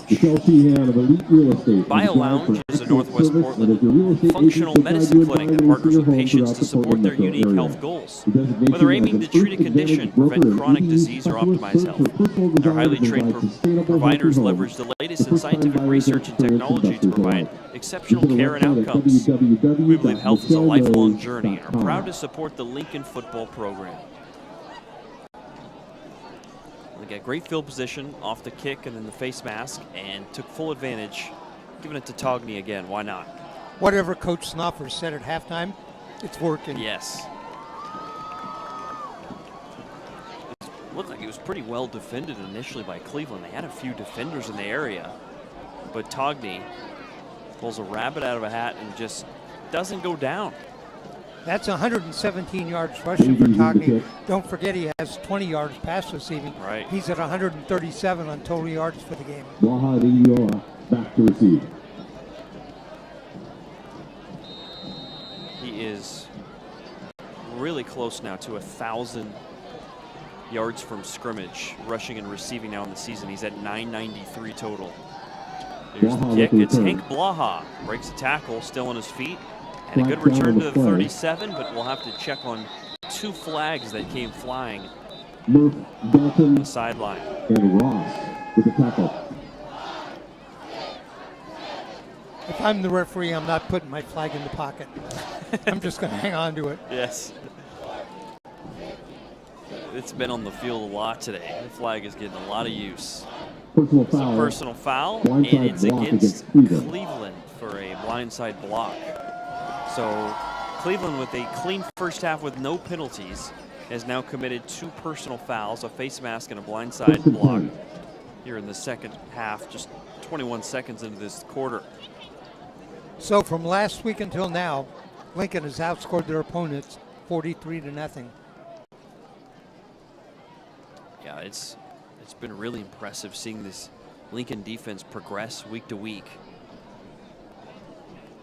Not only are they containing opponents and staying disciplined, besides the penalties today, of course, but they're also forcing turnovers. I mean, you forced 4 last week against Grant, and they forced 6 in this game. Wow, 10 in 2 weeks. Yeah, some teams force 10 for an entire season. Exactly. So Cleveland's back to their own 15-yard line. Uh-oh. Speaking of penalty, it's a false start. That was the fullback that time, and he went forward and then stopped and realized nobody had snapped the ball, and he stopped there and threw his hands up in the air.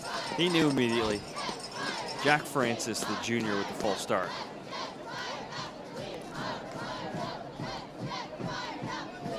First and 15 now for Cleveland.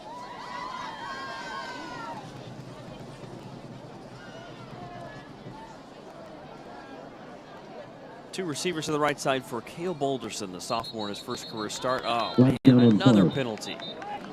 Playing blown dead before it even got going. And a false start.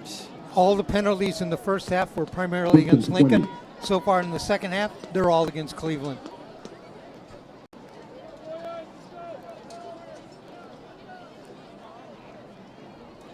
So there were 11 penalties for 85 yards against Lincoln in the first half.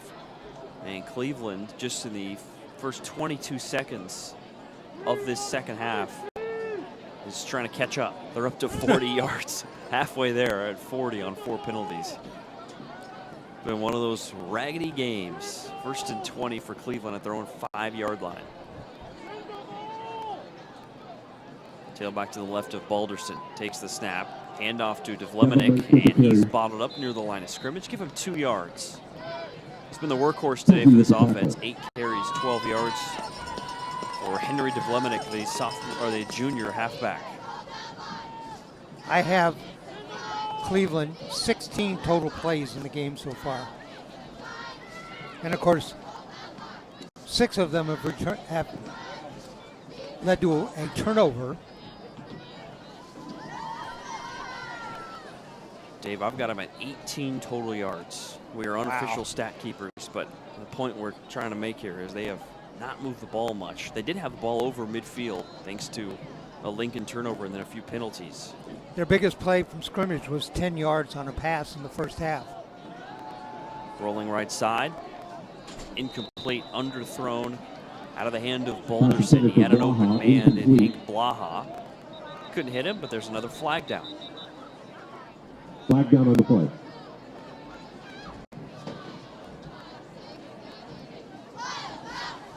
Well, Enzo Oxford for Lincoln is pointing Cleveland's way. It is their penalty. It's against the Warriors. Ineligible receiver downfield. It's declined by head coach Cody Schnaufer, saying, hey, let's just make it 3rd and 18 instead of dealing with an extra down.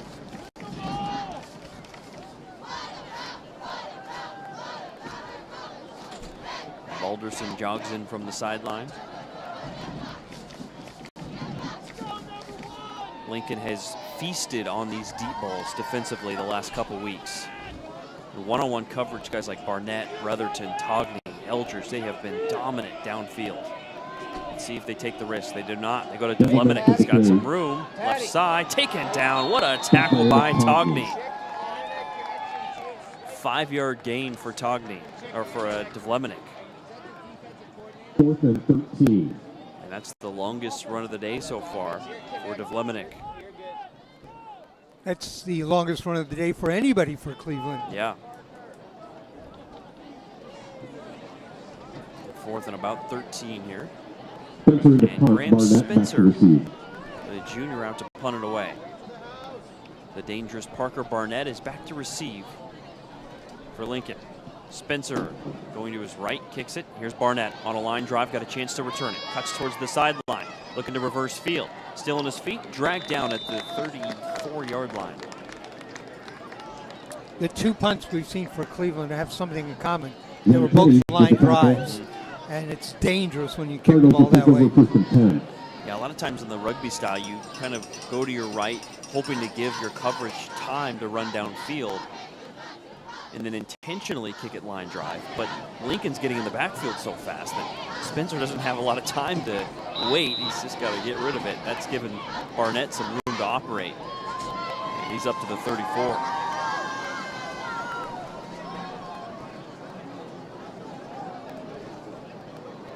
Handoff up the middle. Piersnick breaking loose, still on his feet. Reichler Piersnick on senior night to the 17-yard line. 17-yard carry. One of his longest runs of the year. Busted off a 25-yarder earlier this season. Cardinals first down. Under 10 to go here in the third quarter. Lincoln marching into the red zone after one play. Two receivers out to the right side. That's Kelsey and Barnett. It's a run play to the left. Piersnick breaking tackles again, and he's inside the 5-yard line. Spot him right at the 5. A tough 12 yards for Reichler Piersnick. And it's good to see because, like I said, the season started off so well for him. And then the injury. And it looks like he's back. 29 yards on 2 carries. Missed 3 games. Returned last week, but didn't really get too much action last week. Had 1 carry for no gain last week against Grant, but this week getting some serious touches, and he'll get it again at the 5. Left side, puts his foot in the ground, and he's down to the 1. Well defended. One of the things that was interesting was each week I would ask Coach Snoffer, is Piersnick going to play this week? And he would say to me, the kid wants to. Yeah, this is his toughness in his senior season. Did everything he could each and every week to be out there for his team. Let's see if they give him the ball again and let him score. He's got them there. He's got 1 rushing touchdown on the season. This would be meaningful on senior night, and Piersnick plunges in for the score. Reichler Piersnick for the 1-yard touchdown on senior night. 32-0. Lincoln leading Cleveland. Drive started at the 34, and they went to Reichler Piersnick 3 times before getting in for a touchdown. Ricker out to kick the extra point, and it is good. 33-0. It's all Cardinals. Wow. What a performance from Lincoln. Looking a little bit more clean. Executing here on senior night after a sloppy first half overall.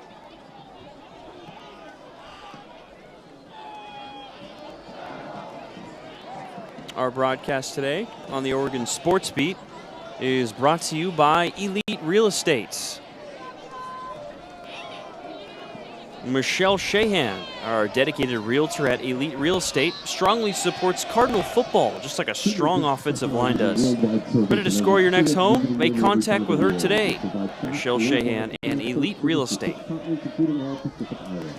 33-0. Lincoln is ahead of Cleveland. The Cardinals with a shutout last week of Grant. Looking for 2 straight shutouts if they can hold on here to end the season.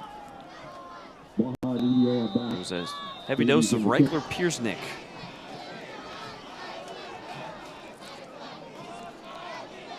Four carries on that drive. Here's the kick deep, and it's Blaha retrieved at the 14-yard line. He's got a room. Blaha, oh, he's tripped up. And it was a Lincoln player laying on the ground, got a hand up in the air. I'm trying to see who that was. Was it 1? Lucas was it Winter, 7. That's Lucas Winter. 7, yes. The junior making the play. Got his hand up, got a hold of the foot of the ball carrier, and down he went. Touchdown saving shoestring tackle by Winter. And a Cleveland player is down and shaken up. Blaha with a terrific return, getting the ball all the way out to the 39-yard line. When you look up shoestring tackle in the dictionary, that play is going to be what you see. Sometimes you'll see a player dive to try and make a play, but Winter was on the ground and just able to reach up and trip up Blaha to maintain the shutout for Lincoln. Now you hate to see this. The Cleveland Warriors have just had such bad luck this season with injuries. It's a Lincoln team, or a Cleveland team that got off to a nice start with a couple non-conference wins. They beat 4A Park Rose and then 5A South Eugene, and got into PIL play and have struggled to score consistently. They've been shut out their last 2 games. One of their star players and playmakers in particular on offense are out with injuries. Including their starting quarterback. Yeah, James Ho, the junior, has done a nice job moving this team up and down the field this year. He's out today.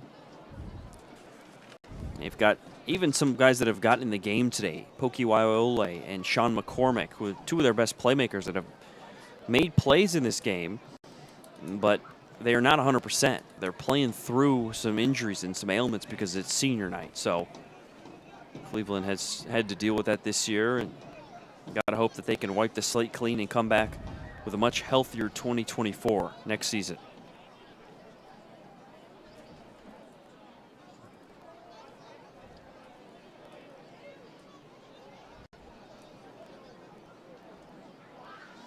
So I'll try to get you an update on what's going on around the PIL. As we have mentioned a few times, that Wells and Franklin game is just insane. 66-46 through 3 is the last score update we have through 3 quarters, and that's still our latest update.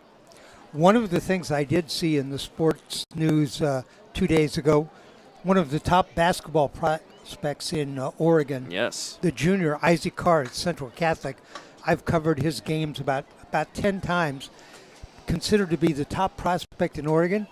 He signed with the Ducks. He did. It's always nice for Ducks fans. They love to see Oregon keep those top-tier in-state products, and Isaac Carr definitely one of the top prospects in the state.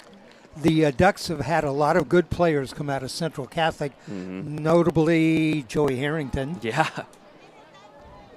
Some more players who've played over the last couple of years, defensive players. Brady Breeze, Lamar Winston. I'm sure there's others that CC fans could rattle off for you, but that's a top-notch program, and hoops as well. Isaac Carr going to Oregon.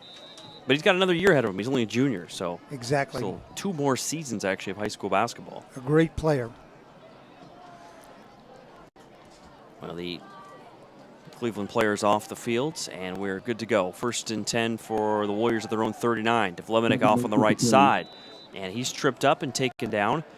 That's a tackle from Oliver Matthews, the senior. No gain on the play. Oliver, one of those seniors honored before the start of the game, and he said he wants to be a physical therapist. 2nd and 10 now. I still don't know what I want to be when I grow up. Still figuring it out. There's time. And up the middle, and that's Devlemenik for another couple yards. 11 carries for 19 yards today for Henry Devlemenik. This Lincoln defense has been locked down in this game. Did you change your major in college? I didn't, actually. I was didn't? lucky. I knew. Oh. Yeah, I went and knew my freshman year I wanted to get into something sports-related, and kind of committed to journalism and broadcasting my freshman year, just going at it ever since. Yeah. Good for you. But I know a lot of people who change their majors and keep changing their majors, if you will, through their life, their different careers. Right. It's hard to find something. 3rd and 8. Left side. Devlemenik in the backfield. He's got Lincoln players all over him. It all started with Romeo McKeon, the freshman. Conrad Kelsey there as well. Cameron Rank.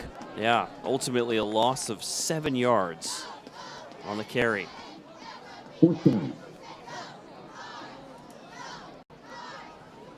With that play, Cleveland back to 12, make it 18 total yards for the game. 6 rushing and 12 passing. And they'll be in a punting situation. It's a fake. Graham Spencer on the run. He needs 14 yards. So far he's got 3. He's still fighting.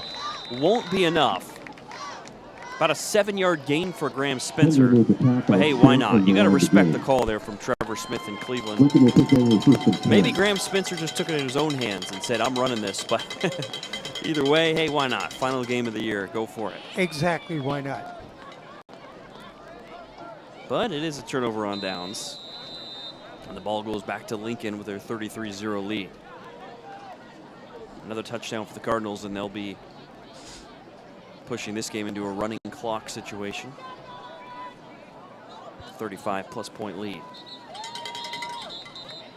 Timeout, Lincoln. Time on the field taken by the Cardinals. Our broadcast here on the Oregon Sports Beat is brought to you by Garfinkel Orthodontics. Garfinkel Orthodontics celebrating 50 years of helping Portland smile. Dr. Judah, Lincoln High School alum from 1992. And the entire team at Garfinkel Orthodontics are proud to support Lincoln High School and excited to help your family smile. Complimentary consultations at garfinkelortho.com. So you can stay up to date with the schedule for our broadcast moving forward on OregonSportsBeat.com as to whether or not we will have the broadcast of Lincoln's playoff game coming up next week. We'll see what shakes out with the Cardinals in the Columbia Cup in terms of their seeding. There is a favorable rumor going around. Okay. But I don't spread rumors. Okay. You need to Just look a at favorable OregonSportsBeat.com. Yes, right. That's right. Just for the official word. Beyond a favorable rumor. On 1st and 10, there's a nice carry. That's Emmett Togney for 10 yards. Actually, no, that is Abe Blackman on the carry. Going for 10. Gibbler and Spencer with the tackle. That is good for a Cardinals. You can go to osaa.org and you can be able to see, I believe they post that tomorrow, who the playoff teams are, where the games are. Mm-hmm. So you can do that. Yeah, that's what's nice about their process, the OSAA, is they don't leave us, we don't have to wait a week. Don't have to wait a lot of time. They usually get it out the following morning, solidify everything, and we'll know what's happening with Lincoln tomorrow. Blackman chopped down to the backfield. Nice tackle by Poki Waiwaole. Waiwaole is one of those players that's just really a star for this Cleveland team, but he's playing through injuries. Think of this. Up until the Columbia Cup came into existence, teams 1 through 16 got a home game. Mm-hmm. Now teams 1 through 8 get a home game, and 17 through 25 get a home game. Yeah, it kind of adds for some more opportunities to play in front of home fans. 1 through 30 against 32 is usually not a great first-round game. So here's Blackman. He's got some room. Bounces off to the left. And Blackman goes for 11 yards, close to a first down. I think the biggest upset, and I can't remember the teams, but a 30 beat a 3 one year. Wow. Yeah, that was very rare. So that was part of the thought process behind those Columbia Cup addition to the playoff structure. There's also, sometimes you talk about those Central Catholic teams and how dominant they are, and Jesuit Westland. When they're a number 1 playing a 32, it can kind of be a bit of a health hazard at that week 10 point in the season. There's a false start by Lincoln, the back. False start. And 3rd and 1, Lincoln pushes themselves back, and it's the 13th penalty of the game. Actually, the 12th penalty of the game committed by Lincoln. Just the first of the second half, though, so head coach Cody Schnaufer and the Cardinals, a bit more clean football here in the second half. Less than 5 to go in the third quarter. It's a 3rd and 6 now.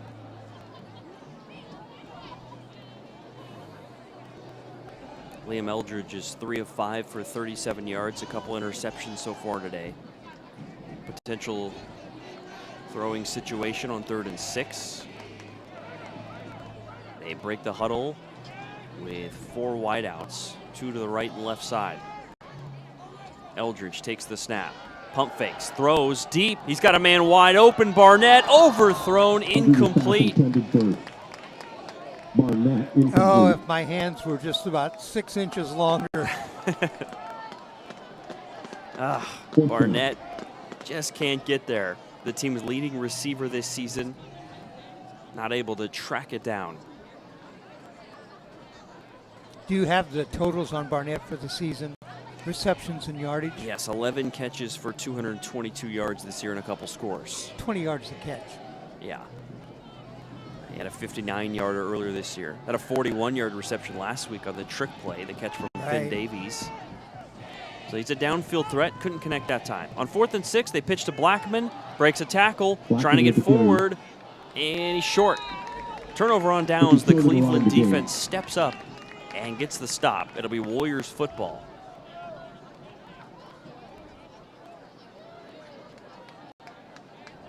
First and 10, Cleveland. 4:02 to go in this third quarter.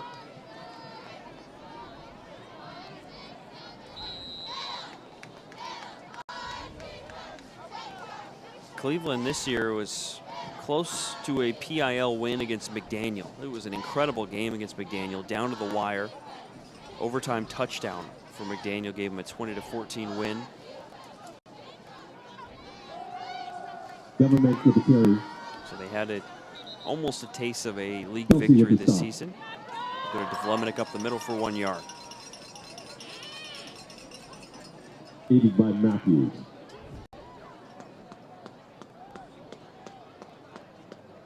Second and 9. 9 seniors on this Cleveland team playing in their final games of their careers today. Part of a group that head coach Trevor Smith said has done such a great job being mentors and leaders to the young players. 13 Lincoln seniors. Yep. This group of Lincoln seniors has been a big part of maybe the transformation of this program. Balderson throws right side. There's a quick completion to Blaha, and he's got the first down. Gain of 9 yards. With the tackle. First and 10.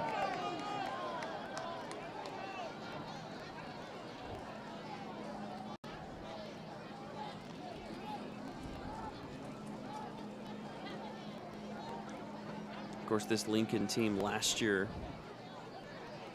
winning just 2 games, and both of those coming in conference play in the PIL. So Lincoln this year, if they can close out this win, it would double that. Be a 4-3 finish in PIL play for Lincoln. It's a big turnaround under first-year head coach Cody Schnaufer. What's that, the first winning season in 7 years, 6 years? In PIL. In PIL play, yeah. First winning season since 2018. Government with the carry. Handoff up the middle.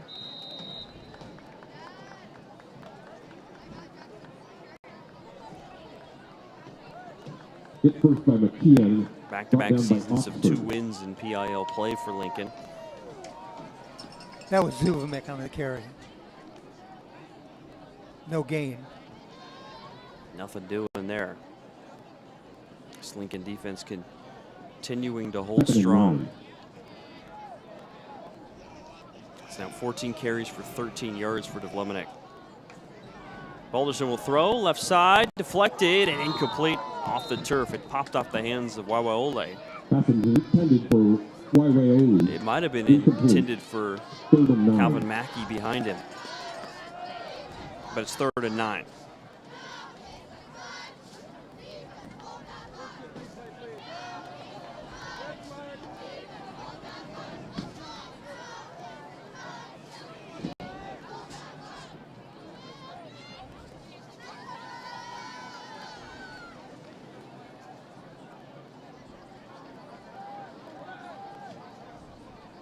Trips to the left for Balderson. He takes the snap. Got some pressure. Throws right side. That's a completion to Blaha. And he's thrown out at the 44. Forced out by Rick. 5-yard gain. Blaha's second catch. And for the first time tonight, the last 2 pass plays, Balderson's been getting some protection. Yeah. That's a big step in the right direction, as you talked about earlier. It first half, he'd drop back and have people all over him immediately.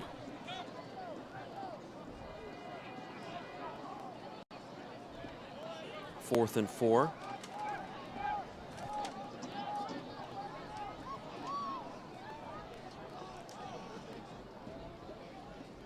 And they will punt. Bounces off a group of players and out of bounds. It was Adrian Anaya that was trying to punt that and sent it into the pile. So Lincoln will have stellar field position with the ball at the Cleveland 33-yard line. That ball had no elevation on it. No. It was a line drive and blocked. Yeah, that could have been blocked by a garden gnome. Exactly. I don't know if Anaya was able to convince the coaches maybe that he should punt there. It was usually Graham Spencer who's been punting it pretty well, those line drives. Well, remember in the last punt, or last time they punted, they faked the punt and ran. Maybe he's shaken up. Maybe Anaya's the backup punter, but senior not able to get enough elevation on it. There's a handoff left side. This is Gordon. He's got some room. Chopped down at the 20. And a 13-yard run for the junior Elwood Gordon. And it's good for a Cardinals first down. You know what we've not had any of in the second half here? Yeah. No turnovers. That's right.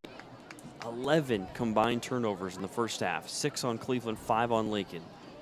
Clean football here in the second so far. Still some penalties, but nothing like the oddities we saw in the first 24 minutes. Fresh set of downs just outside the red zone. They go to Gordon, who gets him into the red zone and is spun down at the 14 for 6 yards. Waha with the tackle. Good to see Gordon on the carries, too. He was hurt for a while.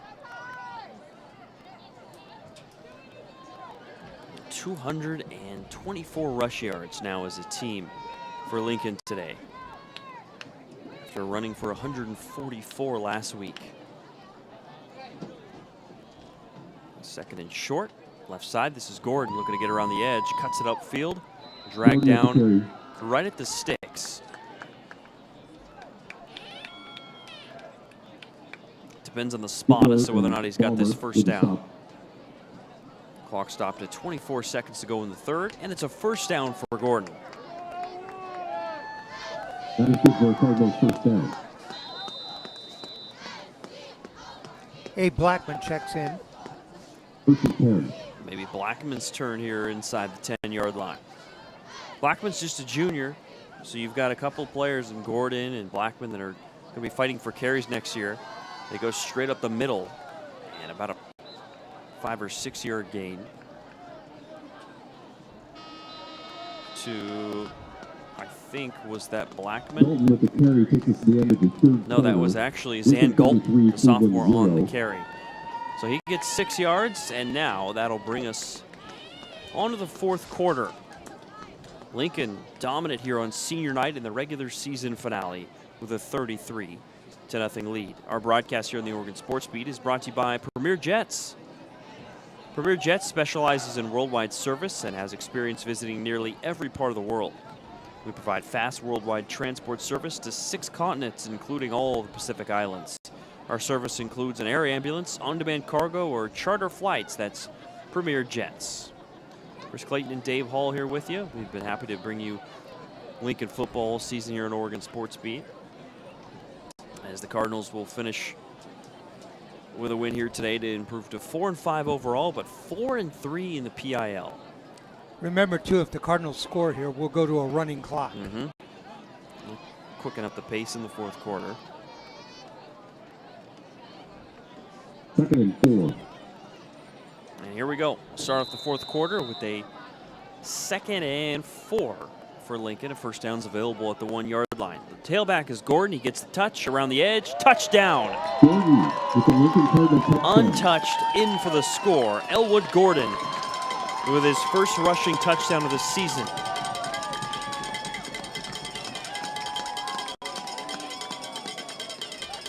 Lincoln coming to try. And Lance Ricker will come out.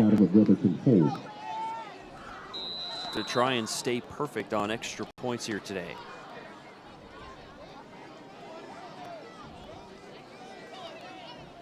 Hopefully I didn't jinx him. Here's the kick. And the senior knocks it through. Lance Ricker is 5 for 5 on PATs here on senior night. 40-0. Some school needs a kicker. They might want to take a look at Lance Ricker. Yeah. 42-yard field goal last week, 40-yard field goal this week, all the extra points last week, all the extra points tonight. And he's got plenty of distance on those long kicks, too. I mean, his 42-yarder distance was not the issue. It was a question of accuracy, and he's able to knock it through. So, and the one he hit tonight, 40, looked like to me like it could have gone another 7-8 yards. Right. And the senior has made great strides over the course of his career and even during the senior season. That's what we've noticed from a lot of Lincoln players this year. It's just their week-to-week improvement. Got to give credit to head coach Cody Schnaufer in building this winning culture and seeing, even in the midst of some losses and some one-sided losses, continue to work hard and improve every week. And Blaha back to receive. And the belief is there for Lincoln in this brand new stadium. A lot of young up-and-coming talent. Plenty of reason to be excited for Cardinals fans. I heard a little whistle as that ball was kicked, but we play on. It was booted deep to Zion Idika, and he takes it across the 30. When I talked to Coach Schnaufer before the season started, he was very optimistic, which I thought that's great because the team will get the culture of that. And he said, this year we're going to play positionless football. I'm going to find out where a kid plays best at, and that's where we're going to play him. We're not going to start the season calling somebody a tackle or a halfback. He said we're going to find the place they play the best, and that's where we're going to play them. Love that modern approach to calling games and strategy around your personnel. You don't want the player saying, hey, coach, I'm a quarterback. Yeah. Well, let's see if you are. 40-0 lead here. The most spectacular one-sided win of the season so far for Lincoln.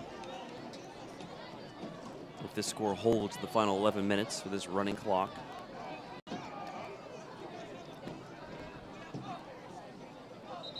And movement in the backfield. False start against Devlevic. I don't have my record with me. What was the score in the McDaniel game that the Cardinal won?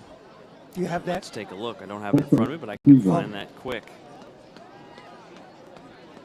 1st and 15. So it is a false start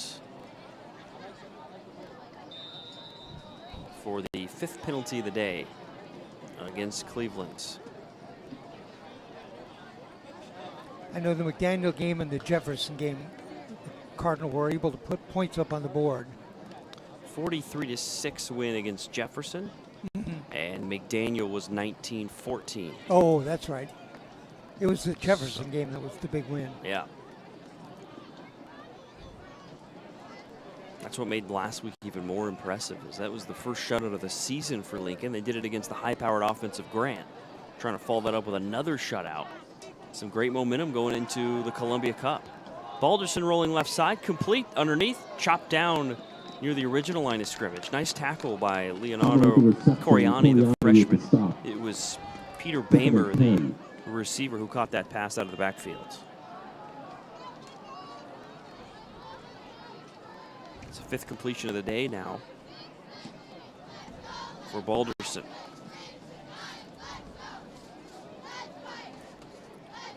Cardinal have outscored the opponents in the last 2 weeks, 57-0. What an incredible finish to the season for Cody Schnaufer and Lincoln.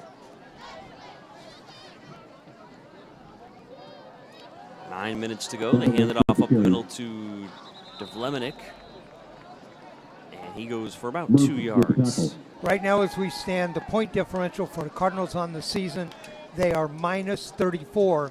You have to remember, after the first 2 weeks, they were minus 55.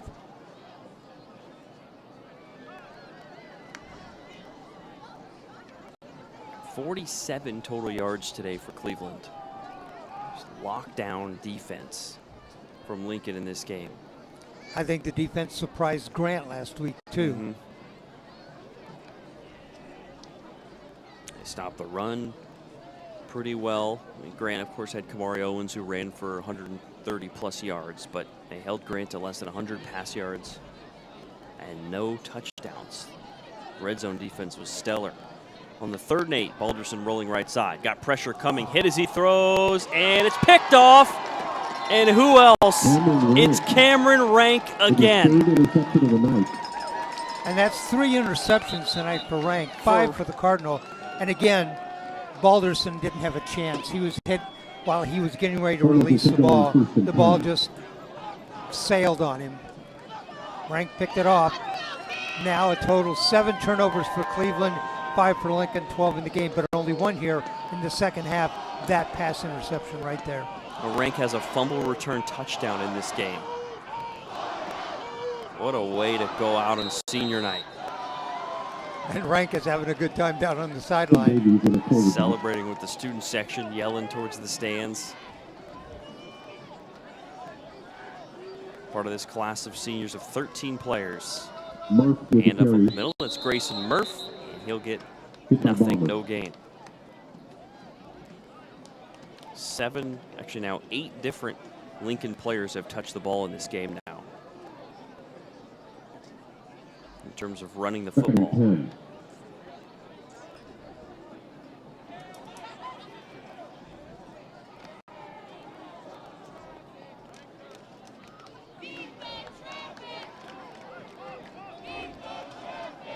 There's a 2nd and 10. There's a new quarterback in there for Lincoln as well. It's the backup, the sophomore Finn Davies. He's under center. Hands it to Conrad Kelsey right side. He's got Murph out in front trying to block. Kelsey's dragged down in the backfield. Waiwaiole, another tackle for a loss, his 2nd of the game. Kelsey 2 carries now for 16 yards.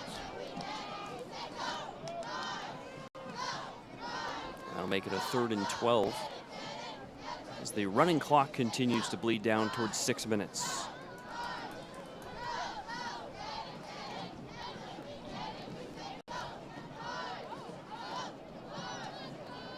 Wow, we got a final with Wells and Franklin. 74-60. Wells beats Franklin. Incredible. 134 points in a high school football game. So Wells wins the PIL championship. Toss play to Murph. Chopped down. Fumbled. Was he down? He's marked down. The player is down and shaken up for Cleveland. Is the one who made the tackle. I think it's Blaha. Yeah. Blaha, who's had a great game. He's been all over the field, including an interception.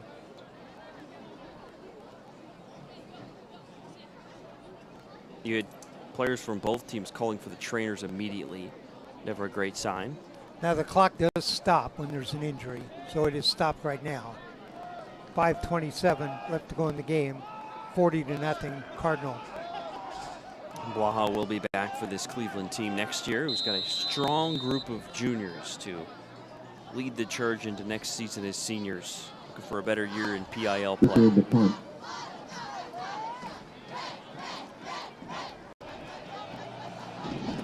It's 4th and 12.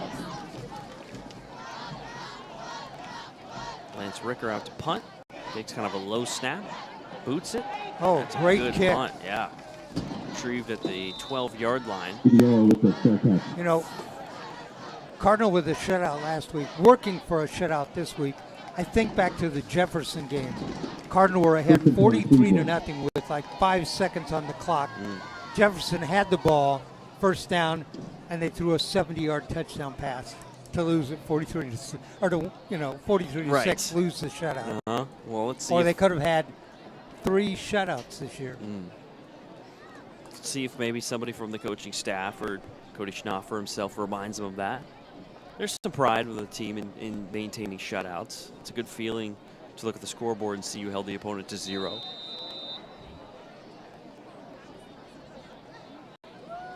That was the best punt of the night by Lance Ricker.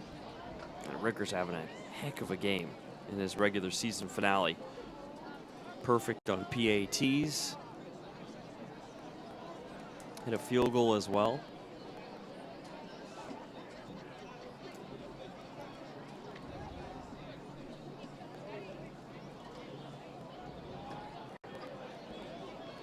First and 10 for Cleveland back at their own 15. Cale Balderson turns and hands it to Devlemenic. And he's taken down by Cameron Rank. His big game continues. 5 yards for Devlemenic. Devlemenic now to 16 carries for 20 yards. And again, the longest play of the night for Cleveland, the 10-yard pass completion in the first half. Yeah, they have been shut down in this game to 52 total yards.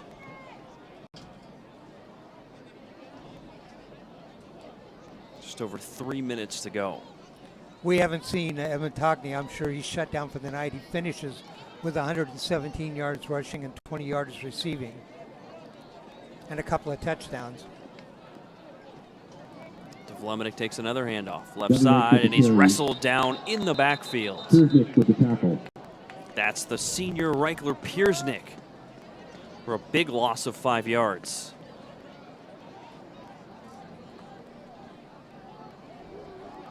And a nice game for him as well on senior night. Piersnick with a rushing touchdown, number of big plays defensively too.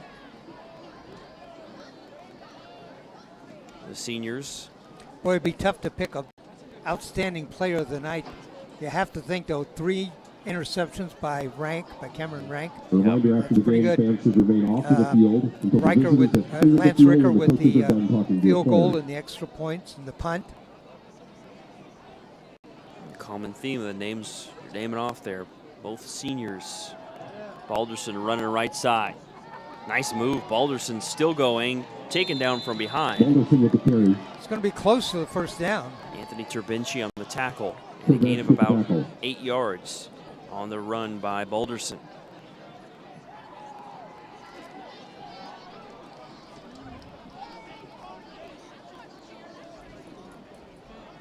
Conrad Kelsey, Enzo Oxford, Emmett Togney, Parker Barnett, Oliver Matthews, Cameron Rank, Jackson Reynolds, Lance Ricker, Edwin Meyer, Reichler Piersnick, Tomas Lassay,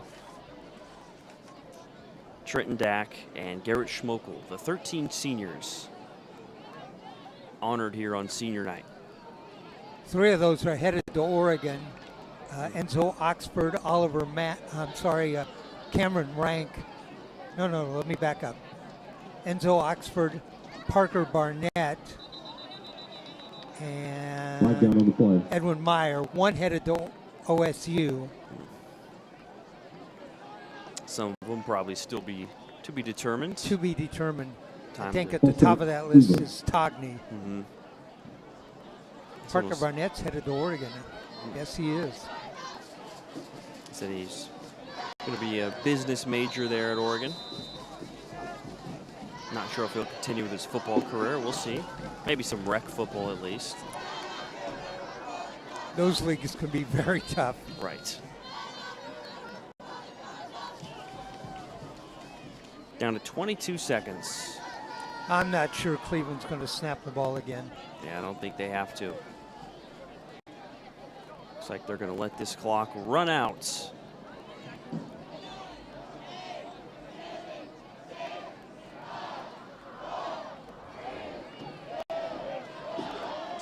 And it's over.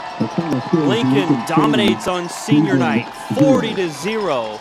The final score. This group of 13 seniors for the Cardinals, finishing off their careers with a 4-3 record in the PIL. Let me give you the scoring by quarter. Lincoln led at the end of one, 16-0 in a very, very raggedy game with all those turnovers. Got a field goal from Lance Ricker, 40 yards in the second quarter, 19-0 at half. 2 touchdowns in the third quarter.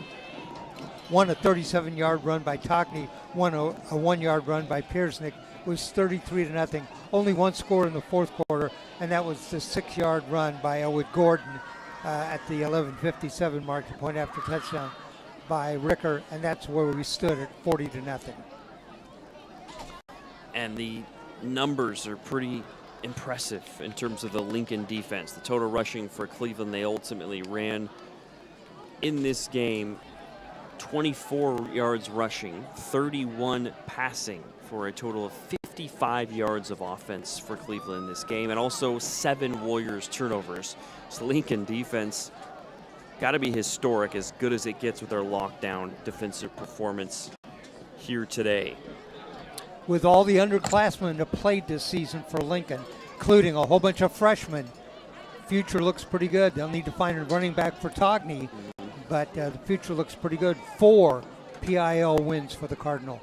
223 rush yards and 37 pass yards today for Lincoln in the regular season finale. They total out to 260 yards of offense. Like you said, Lincoln finishes the year with a winning record in the PIL. And go to OregonSportsBeat.com to get the official word on the broadcast of Lincoln football in the playoffs. We'll see in terms of where they play, whether it's at home or on the road, and for sure a guarantee as to whether or not it'll be broadcast on Oregon Sports Beat. So whatever happens, the Columbia Cup, you're not going to want to play Lincoln with how hot they are going into that postseason bracket. Right, a team gets on a roll, and granted there's some things to clean up from tonight. Team gets on a roll, it'll be very dangerous in the playoffs. Columbia Cup's a bracket Lincoln's a great example of why the Columbia Cup is great. You know, that maybe not a team that could make a run and beat the state's best, but it's a team that deserves a bracket to try and prove their worth in the postseason, and that's where the Columbia Cup is great. So, been fun broadcasting these games all year, and what a year for Cody Schnaufer's first year as head coach, Dave. All right, we're going to wrap it up here at Lincoln High School. Again, the final score, Lincoln 40, Cleveland nothing. We've got some people we want to thank. Of course, want to thank Lincoln High School for their hospitality all season long, accommodating us tonight, putting us in the press box with heat. That was a big win. We had to take our coats off. It got warm in here. It did. Both head coaches tonight, Trevor Smith, Cody Schnaufer, for their help, their staffs who've helped us all season long. I want to thank our crew both tonight and all season long. Tonight, Steve Roberts working on all the electrical stuff for us. Ryan Johnson up on the second floor with the camera. We've had other people that have worked with us during this season that we want to thank. 2 other broadcasters worked with us at the beginning of the season. Interestingly enough, they were both seniors and interns at the respective universities in this state. Jack MacArthur, who's a senior at Oregon, did a couple of games with us. And then Ben Paul, who's a senior at Oregon State, did some games with us. Interesting about those 2, they were both kickers in the PIL. Really? Jack MacArthur kicked for Franklin, and Ben Paul, he kicked for Lincoln right here. So thank you both to you guys. I know you listen to the games and stuff, and thanks for helping us out. I want to remind everybody, we are Oregon Sports Beat. You can go to our website. We have a calendar up. It has our schedule on it. It'll have games that we have upcoming, where they're located, and the time. Now, what's coming up, of course, is playoff action for Lincoln. We don't have a definitive answer yet on whether we're going to be covering that, but I hope at least we are, and then you'll hear Chris and I again. So, Chris, any final thoughts? No, I just think it's a testament to the culture that Cody Schnaufer's built, that this team trended in the right direction. They got their best football. At a time of year where some teams are banged up and they're struggling and limping to the finish line, Lincoln got stronger towards the postseason, which is a testament to this coaching staff. All right, thanks to all of our sponsors. I'm Dave Hall from Lincoln High School. We were getting ready to sign off, and our producer, Ryan Johnson, just said, Emmett Togney's mom wants to come up and talk to you guys. So let's do it. We'll hang on a couple of minutes for her. Again, a big win tonight, and another big night for Emmett Togney. I said 117 yards rushing, 20 yards passing. We always like to talk to the parents. That's right. I mean, I'm sure she'll be able to speak to the culture of this senior class and this team, and of course to Emmett Togney himself, who has been we have a microphone we can give her? Over the course of her career, or of his career, I should say. What do we got here? Oh. Okay, we're getting set up. Just a second. Hang around. So Emmett Togney finishing. Are we going to use the headset season here? With more than 850 rush yards. He also finishes with more than 110 Come on in and sit down. receiving yards on the season. He had 2 touchdowns today for a total of 12 on the year. And that's so far, as we do have at least a game left for Lincoln heading into the postseason. Will my microphone pick up her? Okay, well, we'll just go ahead and do that. We'll kind of tilt the microphone out here. This is Emma Togny's mom. I don't know your first name? Michelle. Michelle, first, congratulations on a great season for Emmett. So exciting. Yeah, I'm really excited. All right, we found a microphone. We got it hooked up here to sound.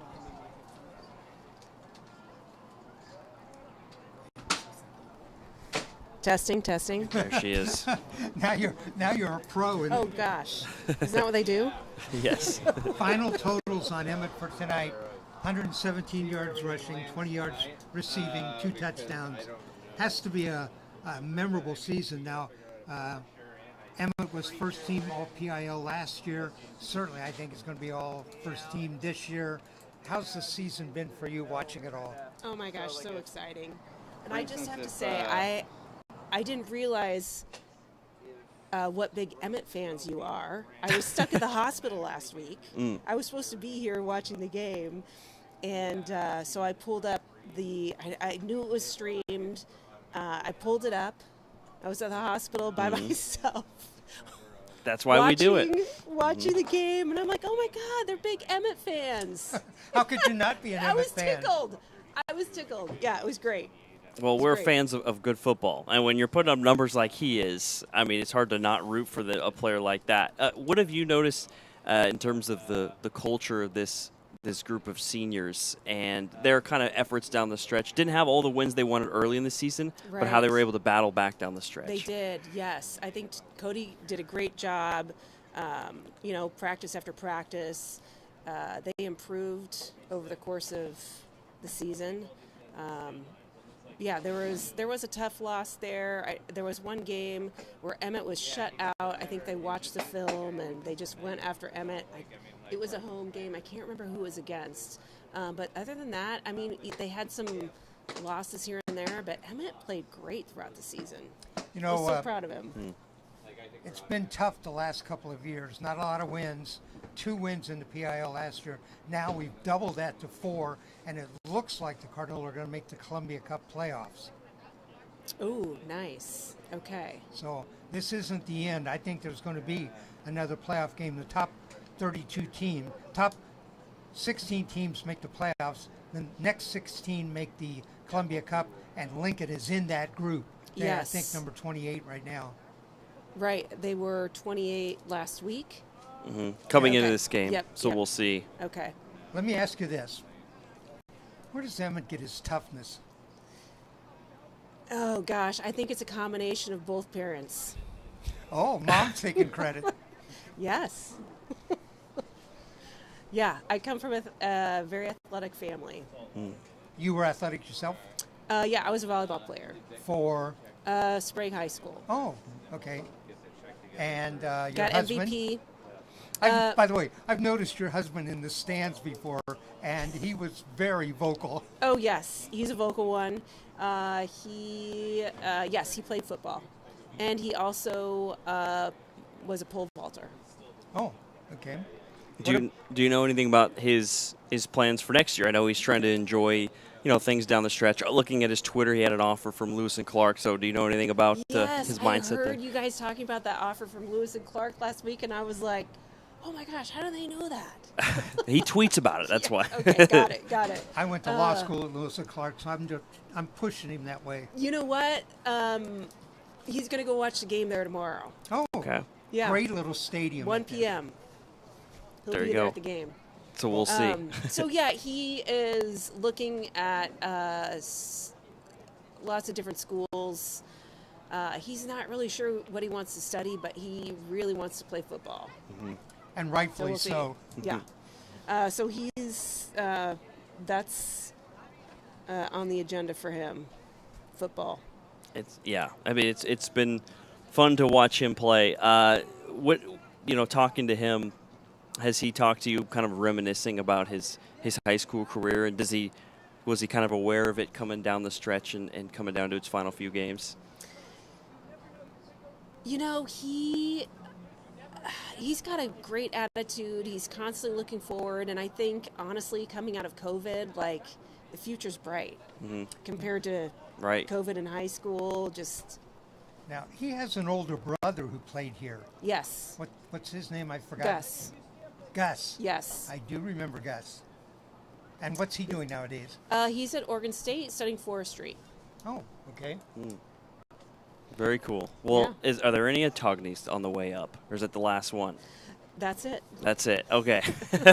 Well, that's it from us. There is a Togny playing at Lake Oswego. Oh. So he'll be there for 2 more years. He's on JV. One of the other things I noticed this season was the parents seemed all very close. They seemed, I've talked to the booster group before, and I know you've done special things together and all of that. Yeah. And that's great for the kids, too. Yeah, it's been a ton of fun. Very Okay. cool. Well, I appreciate your time. It's great to hear some insight on your background and Emmett's background. Yeah, So thanks for joining us. Thanks for the invitation. So nice for you guys that you guys volunteered to do this. You did a great job. Well, thank Really you. appreciate it. Well, I'm glad you could watch from wherever you were, and all Lincoln fans can tune in. So thank you. Yes, and I've sent the word out. The streaming's Very good. great. Hmm. Appreciate it so much. Yeah, you can All always right. catch them here on Oregon Sports Beat. So thanks. Michelle Togny. And, That's right. Chris, you want to take us out of here? Let's do it. For Dave Hall, I'm Chris Clay. Thanks for joining us for our entire Oregon Sports Beat crew. Lincoln wins in the regular season finale 4-0. Be back in action next week. Go to OregonSportsBeat.com for the schedule. So whether or not we'll broadcast that game. Have a good night.